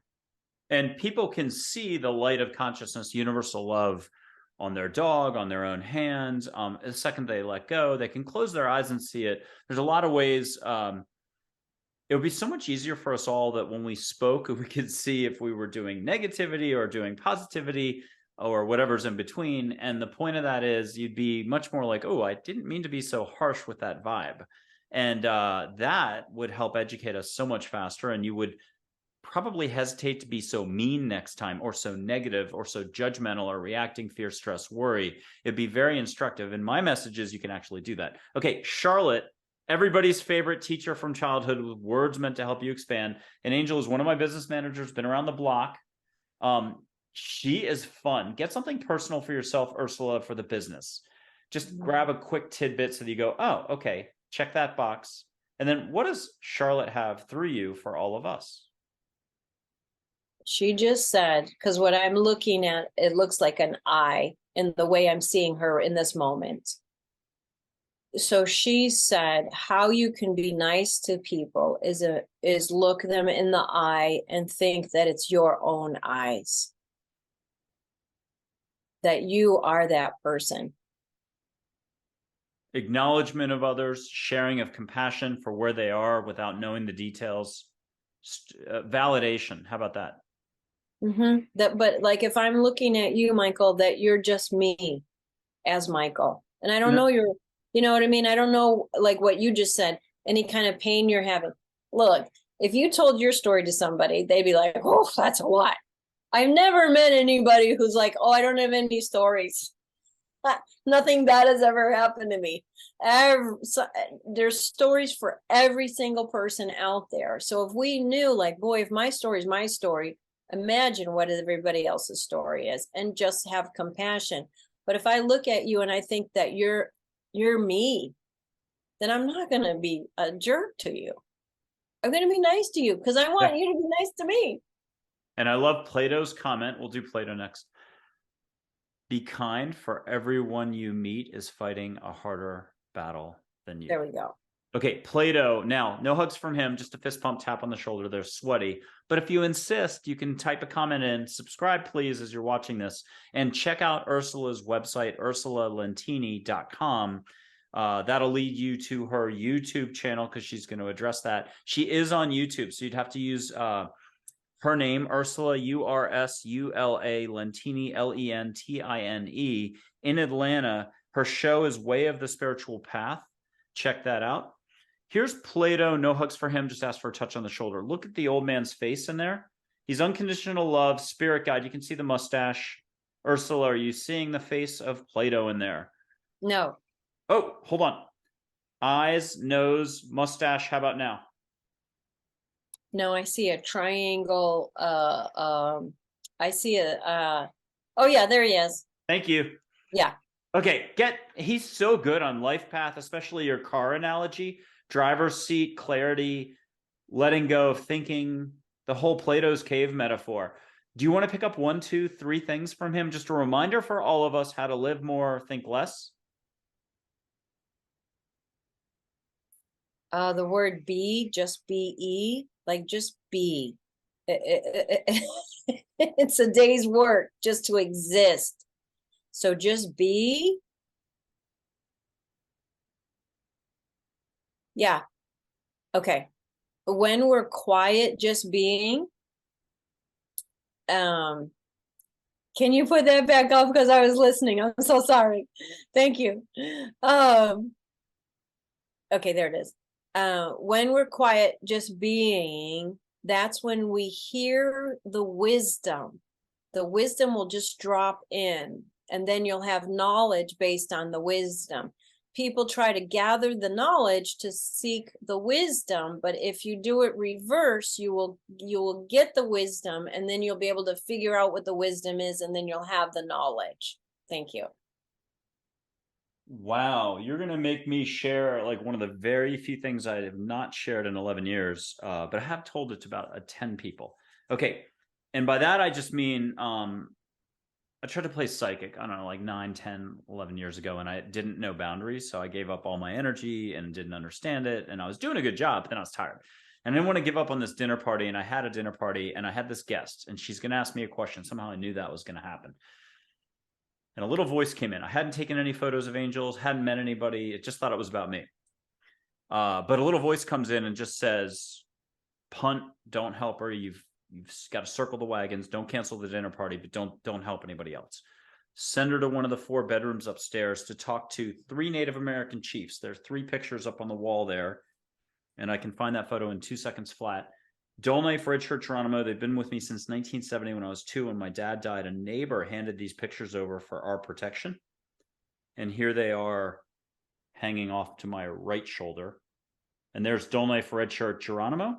3 Native American guides. You're getting the drawings, not the historical photos. Dull Knife's wisdom with some humor. He's got the blue shoes on the left for you, Ursula. Then holding the head feather band thing is Red Shirt in the middle.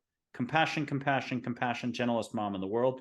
So soft-spoken. Geronimo steals the show. Action, dry wit, humor, Zen master. Just do it. He's a little more yeah, nah, and so on. What's Dull Knife say for all of us to keep in mind and to remember? He's like a mountain range wisdom with some humor. Direction. Keep moving in the right direction. You'll get there. Oh, I like it. Red Shirt. What is in the middle? Compassion with yourself.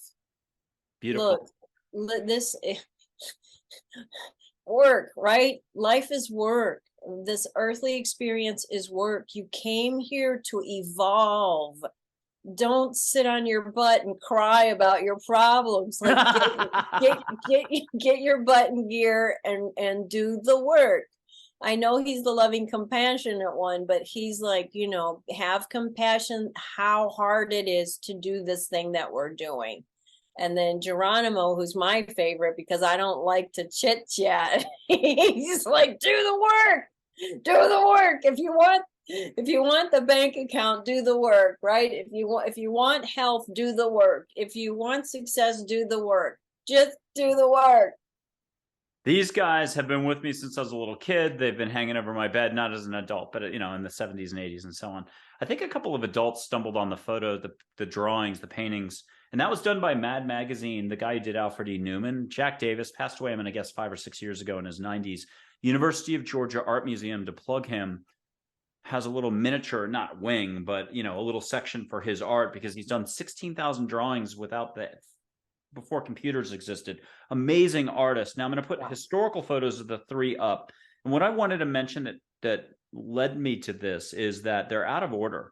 I have always put Dull Knife first, Red Shirt second, Geronimo third, and it's actually supposed to be Red Shirt first because he's the heart, compassion. If you're there first, then comes the wisdom that allows for proper action. But I've been waiting like a Sir Lancelot move, one of those King Arthur Camelot stories. I've been waiting for someone to come along and go, they're out of order, because people do that all the time. Everyone is always sharper in some way, and they'll say some insight if you just allow them. So it's an incredible learning process, constant learning. Even angels are learning from us. So I'll mention that, which is astounding. Yes. But they learn from us. They're not perfect, but from our perspective, let's just say it. They're perfect in one sense, absolutely. But they're still expanding and learning, and that's where put them to task. Let them do their jobs. Yeah. Don't put it on your shoulders. Ursula's been telling us time and time again, don't take it all on. You're not alone. Live your life. Do the journey in a cooler, more graceful, stylistic way and learn to flow. Okay, here's Dull Knife, the historical photo. You know, mountain range, wisdom with some humor. You can start smelling, though, a Native American smell, like if it's sage, sweetgrass, desert pineal, pine, juniper, Sedona flowers, wildflowers. What are you getting as an olfactory smell? Like a juniper-ish, sharper, almost rosemary. I love it. You can ask for a little bit of light music. I just mean like light, those light drums, the Native American style, the rattle, but in a chant that's reinforcing for you and celebrating you. Can you get that as well? I got a flute. Good, perfect. Ask for whatever you need, Ursula, to recharge your batteries, because you've given us a ton of time today. We're still going a little bit longer, but what's Don't Life have for all of us on our path? A reminder, a new reminder. Get hugged by the sunlight. Oh, nice. I have this uncanny ability, like bar stools, this earlier story, to you want to go running around here when it's actually foggy, cloudy, earlier in the morning when it's cooler, or you're going to get fried like to a crisp because it gets so hot and sunny. Yeah. But Yeah. I inevitably miss the clouds. Like I'll dawdle an extra hour on purpose, technically, because somehow my higher self, I like the sunlight and I have to have the sunlight. And I am going to 90% of the time miss the fog. When any smart runner, so you don't get fried for an hour or two. Yes. Yeah, but I always go for the sunlight, and I hear that's actually the way I roll. So who knows?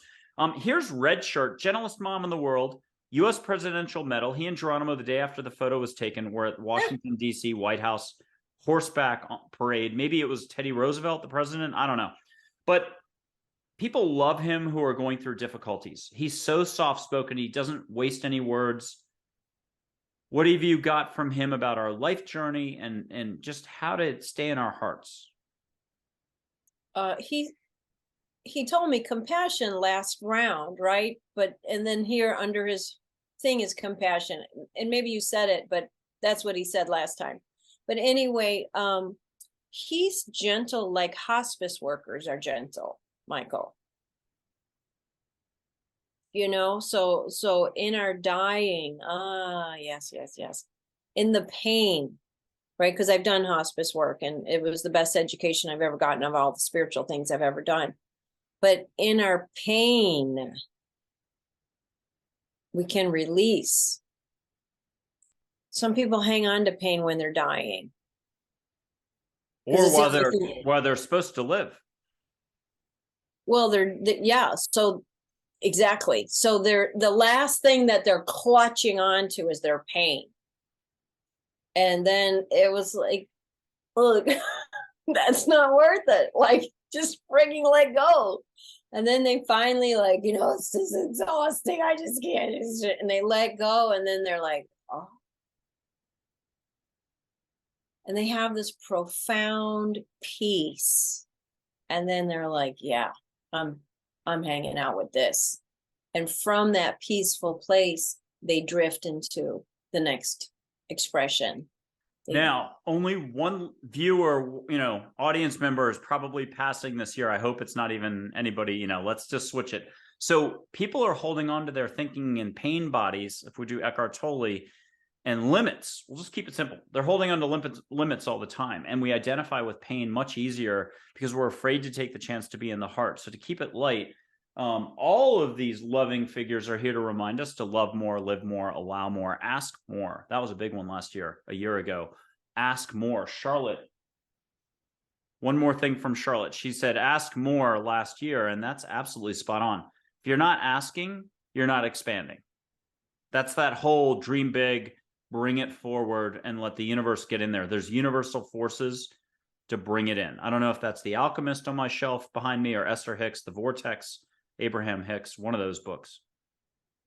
But Charlotte, one more pithy, kind of funny thing. Teacher, what has she got for us?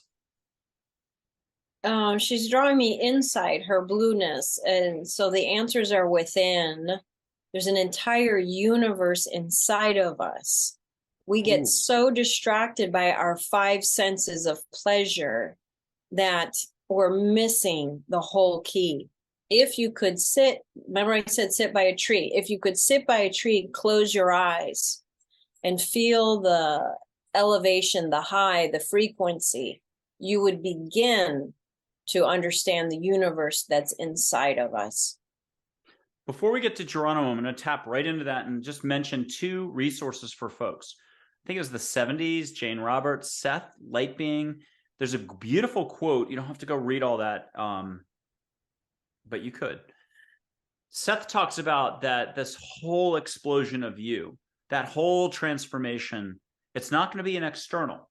It's not about the guru. It's not about going to India, Machu Picchu. It's not about suffering for 25 years or 1,000 spiritual push-ups, but it's going to be going through the reality you knew into your heart, and it's a transdimensional, multidimensional thing, and into a greater existence, shift in perspective, consciousness flows.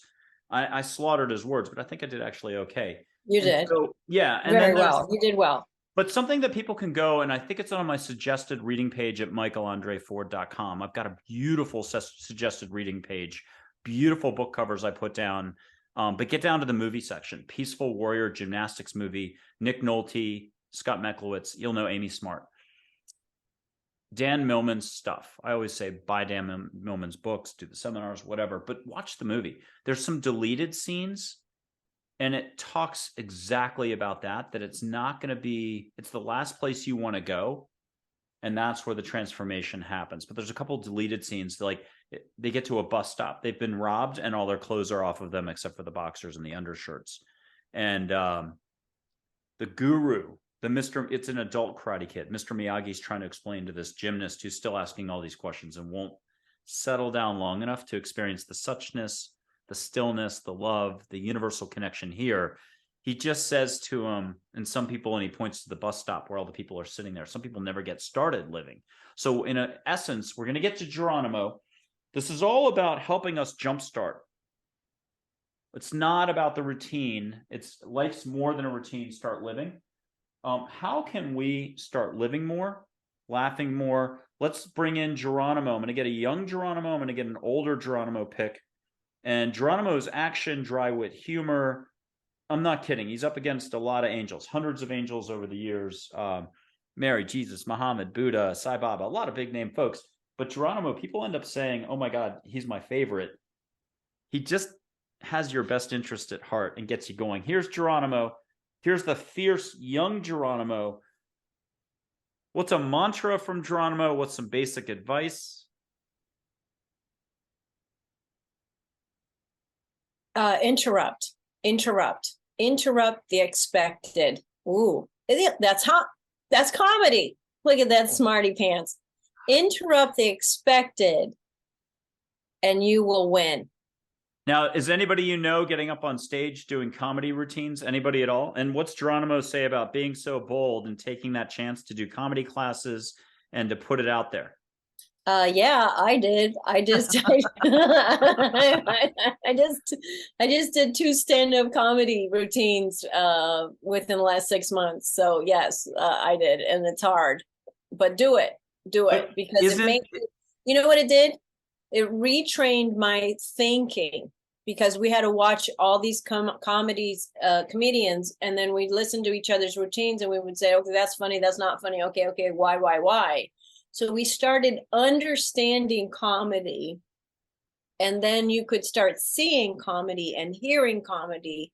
You could go open the newspaper or, online or whatever, read the headlines, and then look, how can I make that funny? So it rewires your brain. Exactly what she said. Who? You. So you have to, I'm going to make the argument because I don't know what I'm talking about here, but if you're exactly at your center, if you're a big ball of light and you are so present and yet so lightning-like, which is why probably Geronimo has us talking about this right now, that is the striking of the hawk that breaks the bird, the prey's back. It's the timing, and it's the ability within the moment to go beyond and to engage the hearts of others and to light them up. And let's go older Geronimo. Now this is the softy photo. He's a tiger, sure, and there's a tiger from India up there. If you like the Divine Mother, that's the tiger. I love that tiger, yeah. Yeah, we'll do the tiger next. Here's older Geronimo. Now at a healing level, why is laughter love? Mother Teresa says that. Why is it good for us? Oh, it turns the pot of gold up. It brings it up into our heart and explodes it outward. Whoa, I never heard that before. That's beautiful. Yeah, if you need to write that down, I'm going to buy you time, because here, one more quick, what's another mantra, but from older Geronimo? He's been around the block. Again, he steals the show. You can go, this is on my website for folks. Put a hand out, feel his vibe, smell a sage smoke, cedar, sweetgrass, juniper, tobacco. Get good old tobacco. He said, tell yourself you're a sweetheart. And, you know, if you need a mirror, do it into the mirror. I'm talking into my microphone this way. Believe in yourself, trust, allow more, less thinking, smile more, less thinking. These are all the instructions I got for years. And let's throw your host under the bus, because I can be super slow on the You pickup. will not throw my host under the bus. Here, ask Geronimo, how slow have I been? When I asked about manifesting the other day, I was like, am I really good at manifesting? And I think his answer was, sweet Jesus, Mike. Yes. But I mean, I had somebody else do that listening for me, and they wrote down, sweet Jesus, Mike. And I could see his like hands go to his head and his head buried in his lap practically. So I'm still learning. You're learning out there, the audience. Ursula's learning. Yeah, but trust in the learning. That's the whole point. Stop just circling around the routine. But now, literally, Geronimo's got one last thing, and then we go to the tiger from India. So he gave me an image on this one while you were talking. And then he's very funny, obviously. So, you know, when we were children, we would travel, and then we would go to the Native American Indian shows. So they would dress in their gear and everything like that. So he showed me wearing your kind of regular clothes, dancing in a circle in one spot, you know, just dancing, going, oh, but everybody else is like running down the road, like you're supposed to go that way, and you're just standing around going, and he's like, that's what it's like working with Michael. He's just doing this thing when everyone's supposed to go down the road. You know, he's like, this guy, he's dancing with a different song, and we're supposed to get going, and he's just doing circles. Yeah, I was so tiny in the 70s. My poor doctor thought I was never going to break 4'6". My poor Hungarian babysitter in Washington, D.C., constant refrain. He eats like a bird. He's going to blow away. I, lost my dad, sick all the time, strep throat, this, that, a lot of pain, whatever, but very bright. I mean, I was oblivious in a sense. I'm a kid and still am in a huge way. But the point of this is there's something called Indian guides, Boy Scouts, whatever you want to call it, Indian guides. They give you a wooden arrow, and you're supposed to give yourself an Indian name. Now, my cousin just filled me in on what my name that I picked that was totally inappropriate, where I got it from. I'm not going to say that one on a show just to save face, but I agonized over it forever. And finally, Little Feather is what came in. That was Red Shirt who helped out. And now flash forward to living in Austin, Texas. I'm an East Coast person forever. 10 or 12 years ago, bought a home, moved there. I start trail running. The community is on this preserve. Now, pigs as big as barbecues and coyotes and snakes that can kill you got me off the trail eventually, but I did spend like 7 years, 1,000 miles, saw angels there, all sorts of amazing stuff. I would receive feathers. This is one of them, normal sized. And so I waited 2 extra years for Dull Knife's feather to show up. And I got one from Crazy Horse. I'm not sure if I'm grabbing the right feather just exactly yet, but I waited 2 years to get the little feather here. And I didn't get the joke. My 1970s name of Little Feather, Dull Knife, was being funny because I started asking like, hey, Dull Knife, I've got one from Red Shirt. I'm human, so I'm slaughtering this. We'll call it a metaphysical, spiritual, wonderful experience. Just be thankful you got a feather from Geronimo, for God's sakes. Shut up and get running in the same direction as you're supposed to with all the other healers and do the right thing. Go to the heart, trust, get moving forward. Okay, so I'm asking, well, where's Dull Knife's feather? Where's Dull Knife's feather? And then when I finally arrived, I'm like, wait, that's a small little feather. I didn't get the joke. So that's all I have to say to everybody out there. Trust more. Check out Ursula's website. Check out our offerings. Take a chance. Check out some of her shows. She has been on so many other people's shows. Is it Ted Bell? There's a guy who's very formal. You've been on his show, I think, a few times. Sorry, Awaken Atlanta.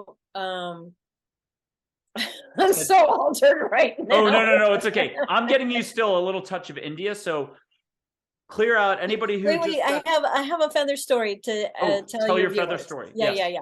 So, for years and years and years and years, one of my mastermind groups, one of the said, oh, hey, when borrowing from the Native American traditions, respectfully, when a person in the tribe did a good deed, they would give a feather. And when you see the chiefs with those rows and rows and rows of feathers, each feather represented a good deed that they've done. So, like, wow, that it's like evident. So whenever you receive a feather, it's like, oh, thank you for acknowledging, the chop wood carry water. So I would find feathers everywhere. And then I would be like, oh my God, I found a feather. And then I would say, what is this feather related to? And then I would like, oh yeah, that's what, because I'm the type of person, I'm just going and going and going and going, and I don't stop and celebrate. Now I do better, but right, I'm very focused. I'm very Aries, Ajna, like get the work done.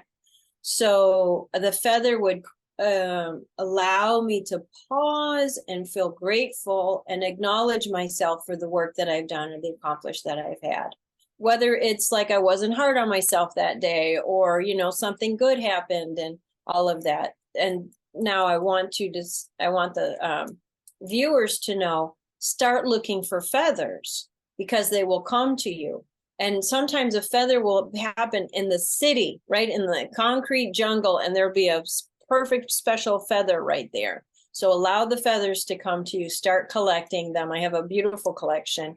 And slow down and appreciate. To celebrate is spiritually correct. So the more gratitude we have, whatever we're grateful for, we've just expanded that thing, right? I'm grateful to be on this program with you, Michael, right? And I'm just so happy and filled with love. And then that gratitude will make a lot of strong energy around the show. So that's my feather story. I hope you all find many feathers. And you're sticking to it. That's your story. Okay, let's ask Joy if you can get another feather right now to say thank you for such amazingness today. You're not quite done yet, though. Here's Joy. Just hear a heck yeah feather coming.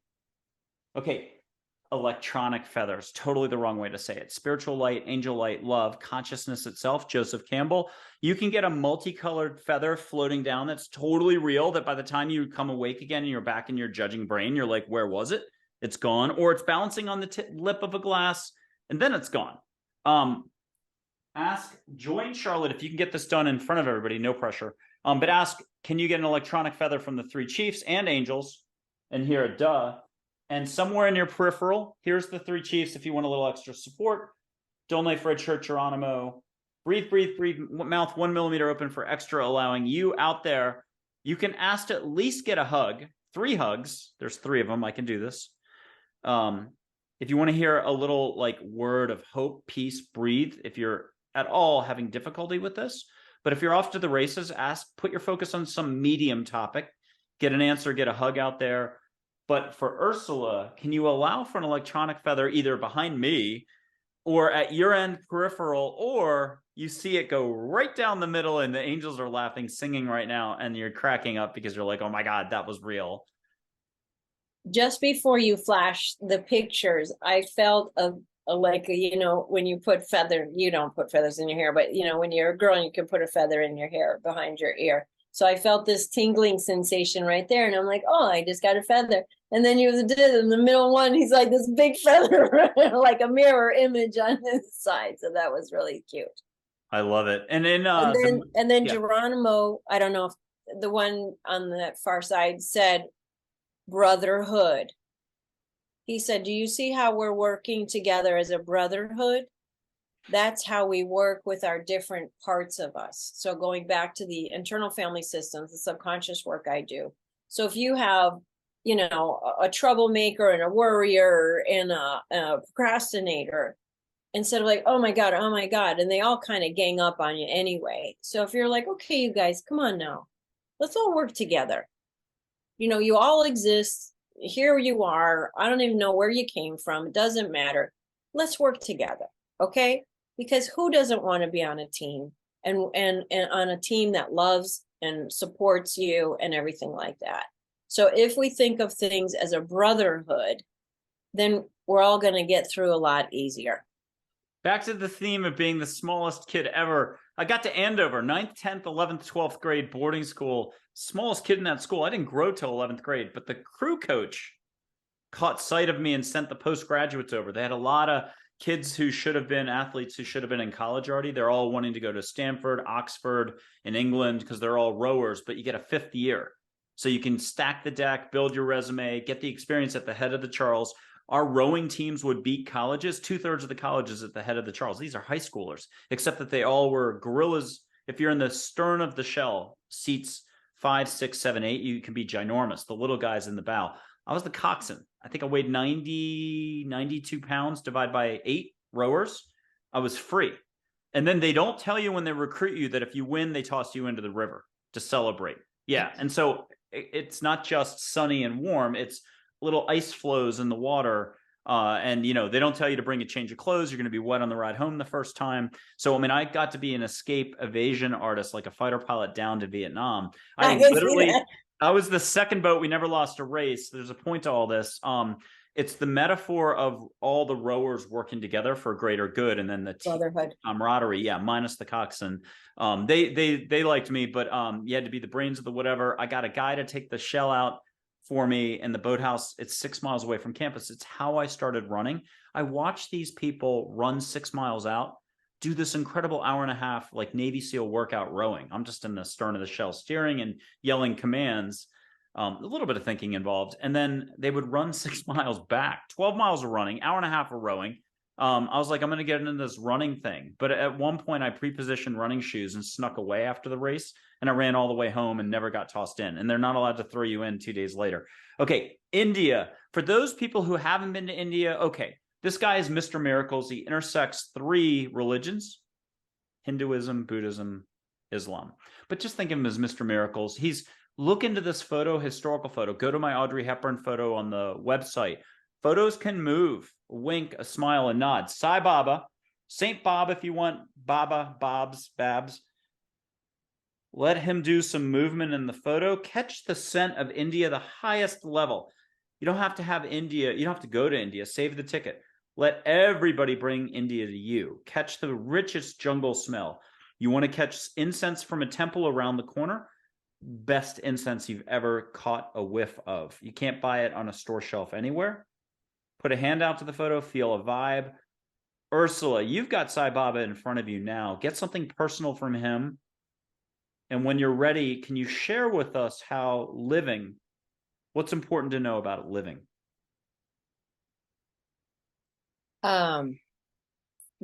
The fragrant or whatever the spice I got there in India, after you eat, there's a little bowl of spices and there's a round one. I don't know what it is. And that's the spice that I'm tasting right now.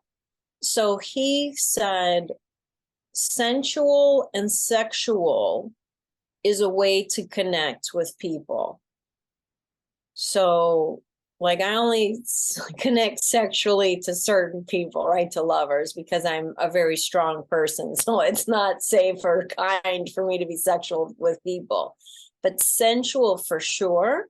Because the human connection understands sensuality. That's what he's saying. Okay.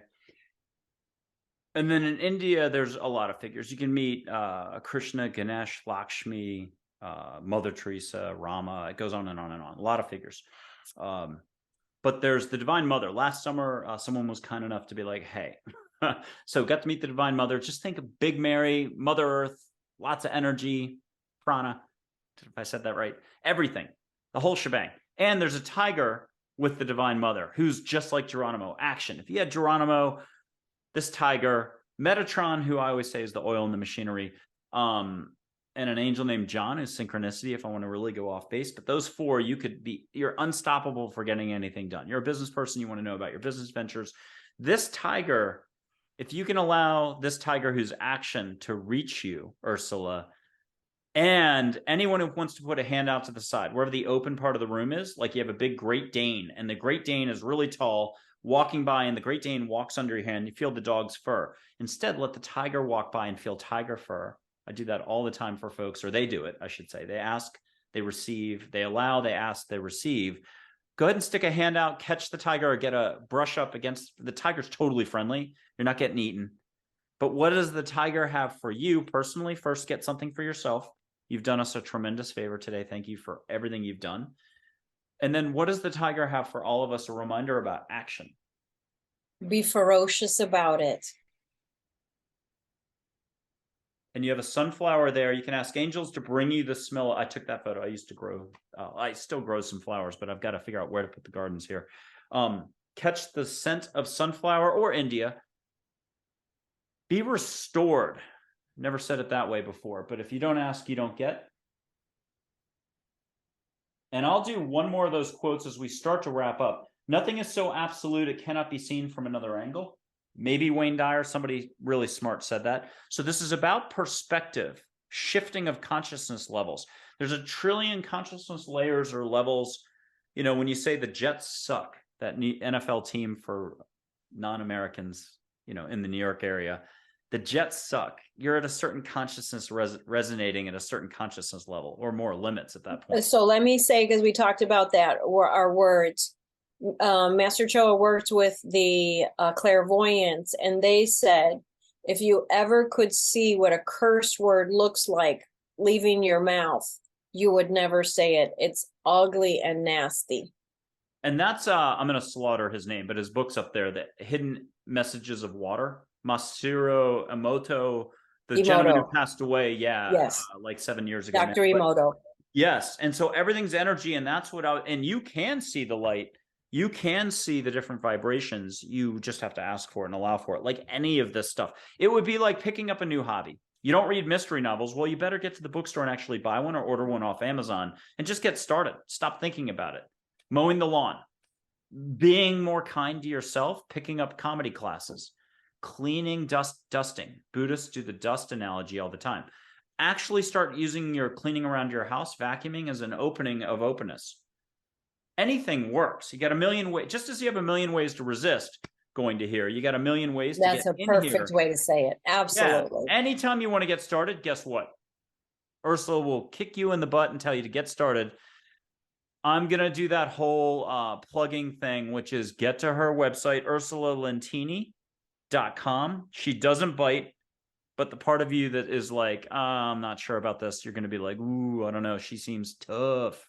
The biggest thing I could do, the biggest gift I could give is invite them to the Twin Hearts meditation that I do every Tuesday. That's the biggest thing, the easiest way to get into the vibration that I offer. And I'm not there the first Tuesday of the month, but other people are. So just keep coming. Yeah, and it's a very brave step for folks. Don't be afraid of it is the bottom line. And you've done 4,000 plus private sessions. You've done big groups with a lot of people. There's an update because I actually count my sessions because how many? What are you up to now? What's the 5,500 by January 1. So, yeah. And so you've been there, done that.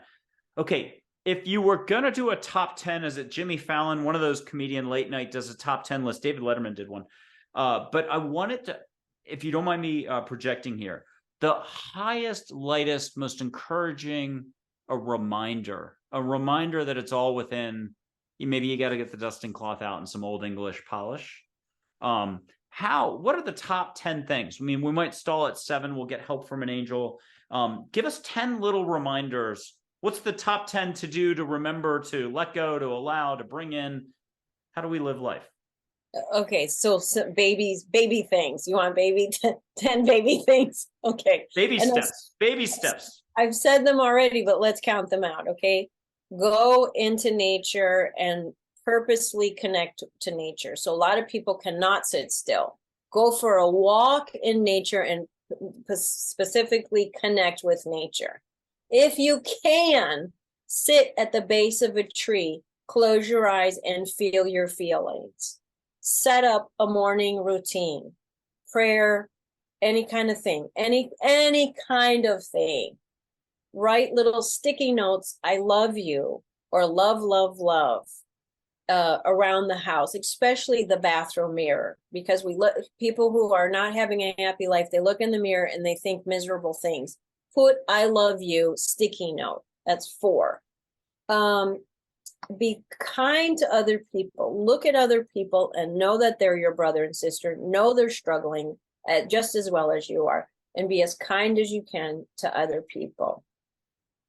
Drink lots of water. We do not understand the dehydration aspect. Like I drink all my water and everyone's like, where's my water bottle? But hydration and spirituality actually go hand in hand. Moving our body, exercise is, we do this in the beginning of the meditation. When we're stressed out, our body constricts. We hunch over, our joints lock, our jaw locks. But if we exercise, we're moving our energetic body and we're releasing stress. It is so important to exercise. Sleep is really important because it's short. If we do not get enough sleep, it will short circuit our brain. And we don't realize that. And the way this electronics and all the blue light, blah, blah, blah, blah, blah, it keeps us up at night when we watch stressful movies and when we watch the news. These are the things that interrupt our sleep cycle. And when we sleep, we're going to night school.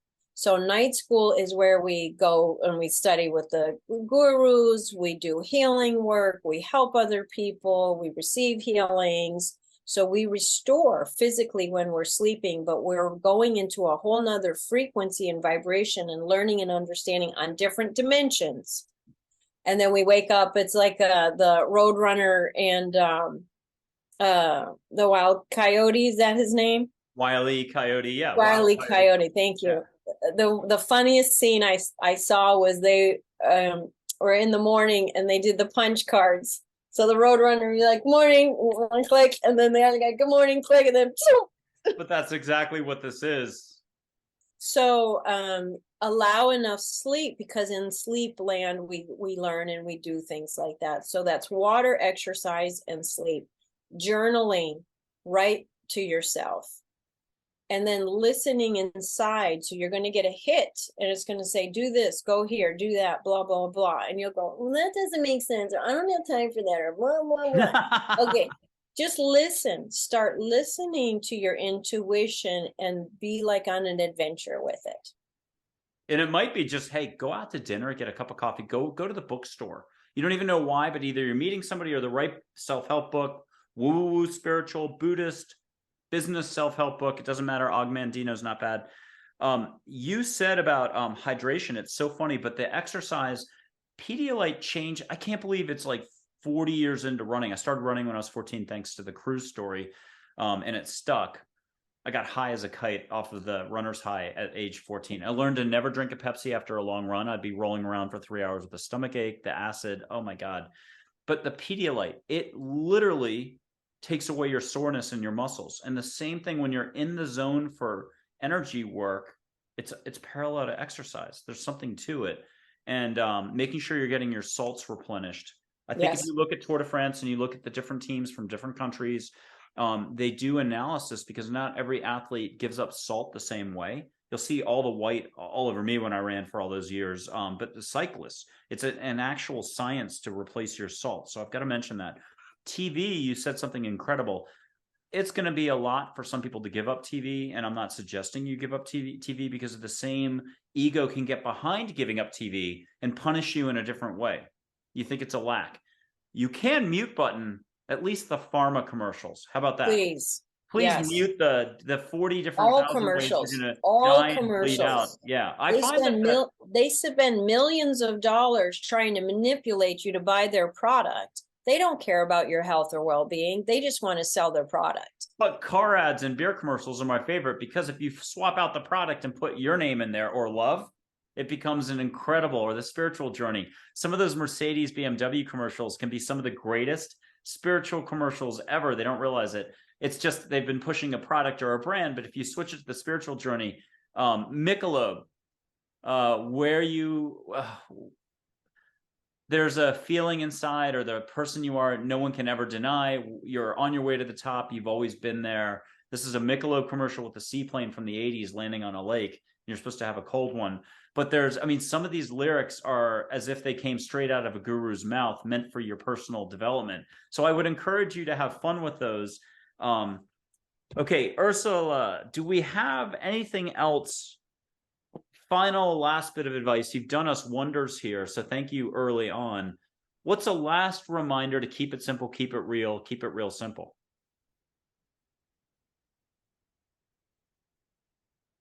Track your thoughts. Who's talking now? Who's talking now? And is that real? Oh, is that real? No. Okay. How do we know? Oh, I get this all the time. How do we know angels are real, that this is real, that real? I mean, that's just the judging part coming in. I always say a good cup of coffee. How do you know a good cup of coffee? It's the same level of difficulty of judging. You taste it. Do you want another sip? Or you're like, I'm ordering tea. I'm getting a Right. Coke. Right. Okay. Yeah. So how do we know where our heart is and how to even begin? How do I make the journey? I can still recall somebody in the last 2 years who's like, I don't know love anymore. I've never experienced love, or something like that. It's totally the dire situation. How do we know? How do we find our heart and start trusting, living, and breathing and allowing just basic feeling more? How do we take that chance? What's the next better thing I can do? Remember back in the beginning of the show, just a speck of hope is enough.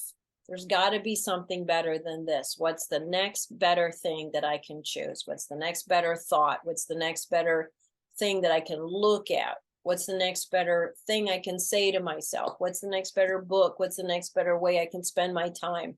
What's the next better, next better, next better? Chop wood, carry water. It's work, it's consistency, but the payoff is heaven on earth. Beautiful. I haven't had a TV in my house in 15 years. And when I had it in the closet because I thought just in case, like no one has no TV. And I had it in my closet and I was like, what's this stupid thing doing in here? I never use it. So yeah, like, and I don't miss it at all. And when it's on, I think, what's this garbage? It's so insulting sometimes, the shows that they put on. I think they're just trying to dumb everybody down into submission instead of being our own creative, self-thinking people. I've been enjoying YouTube a lot more rather than cable, and especially Angels, Positivity, and Love, the show.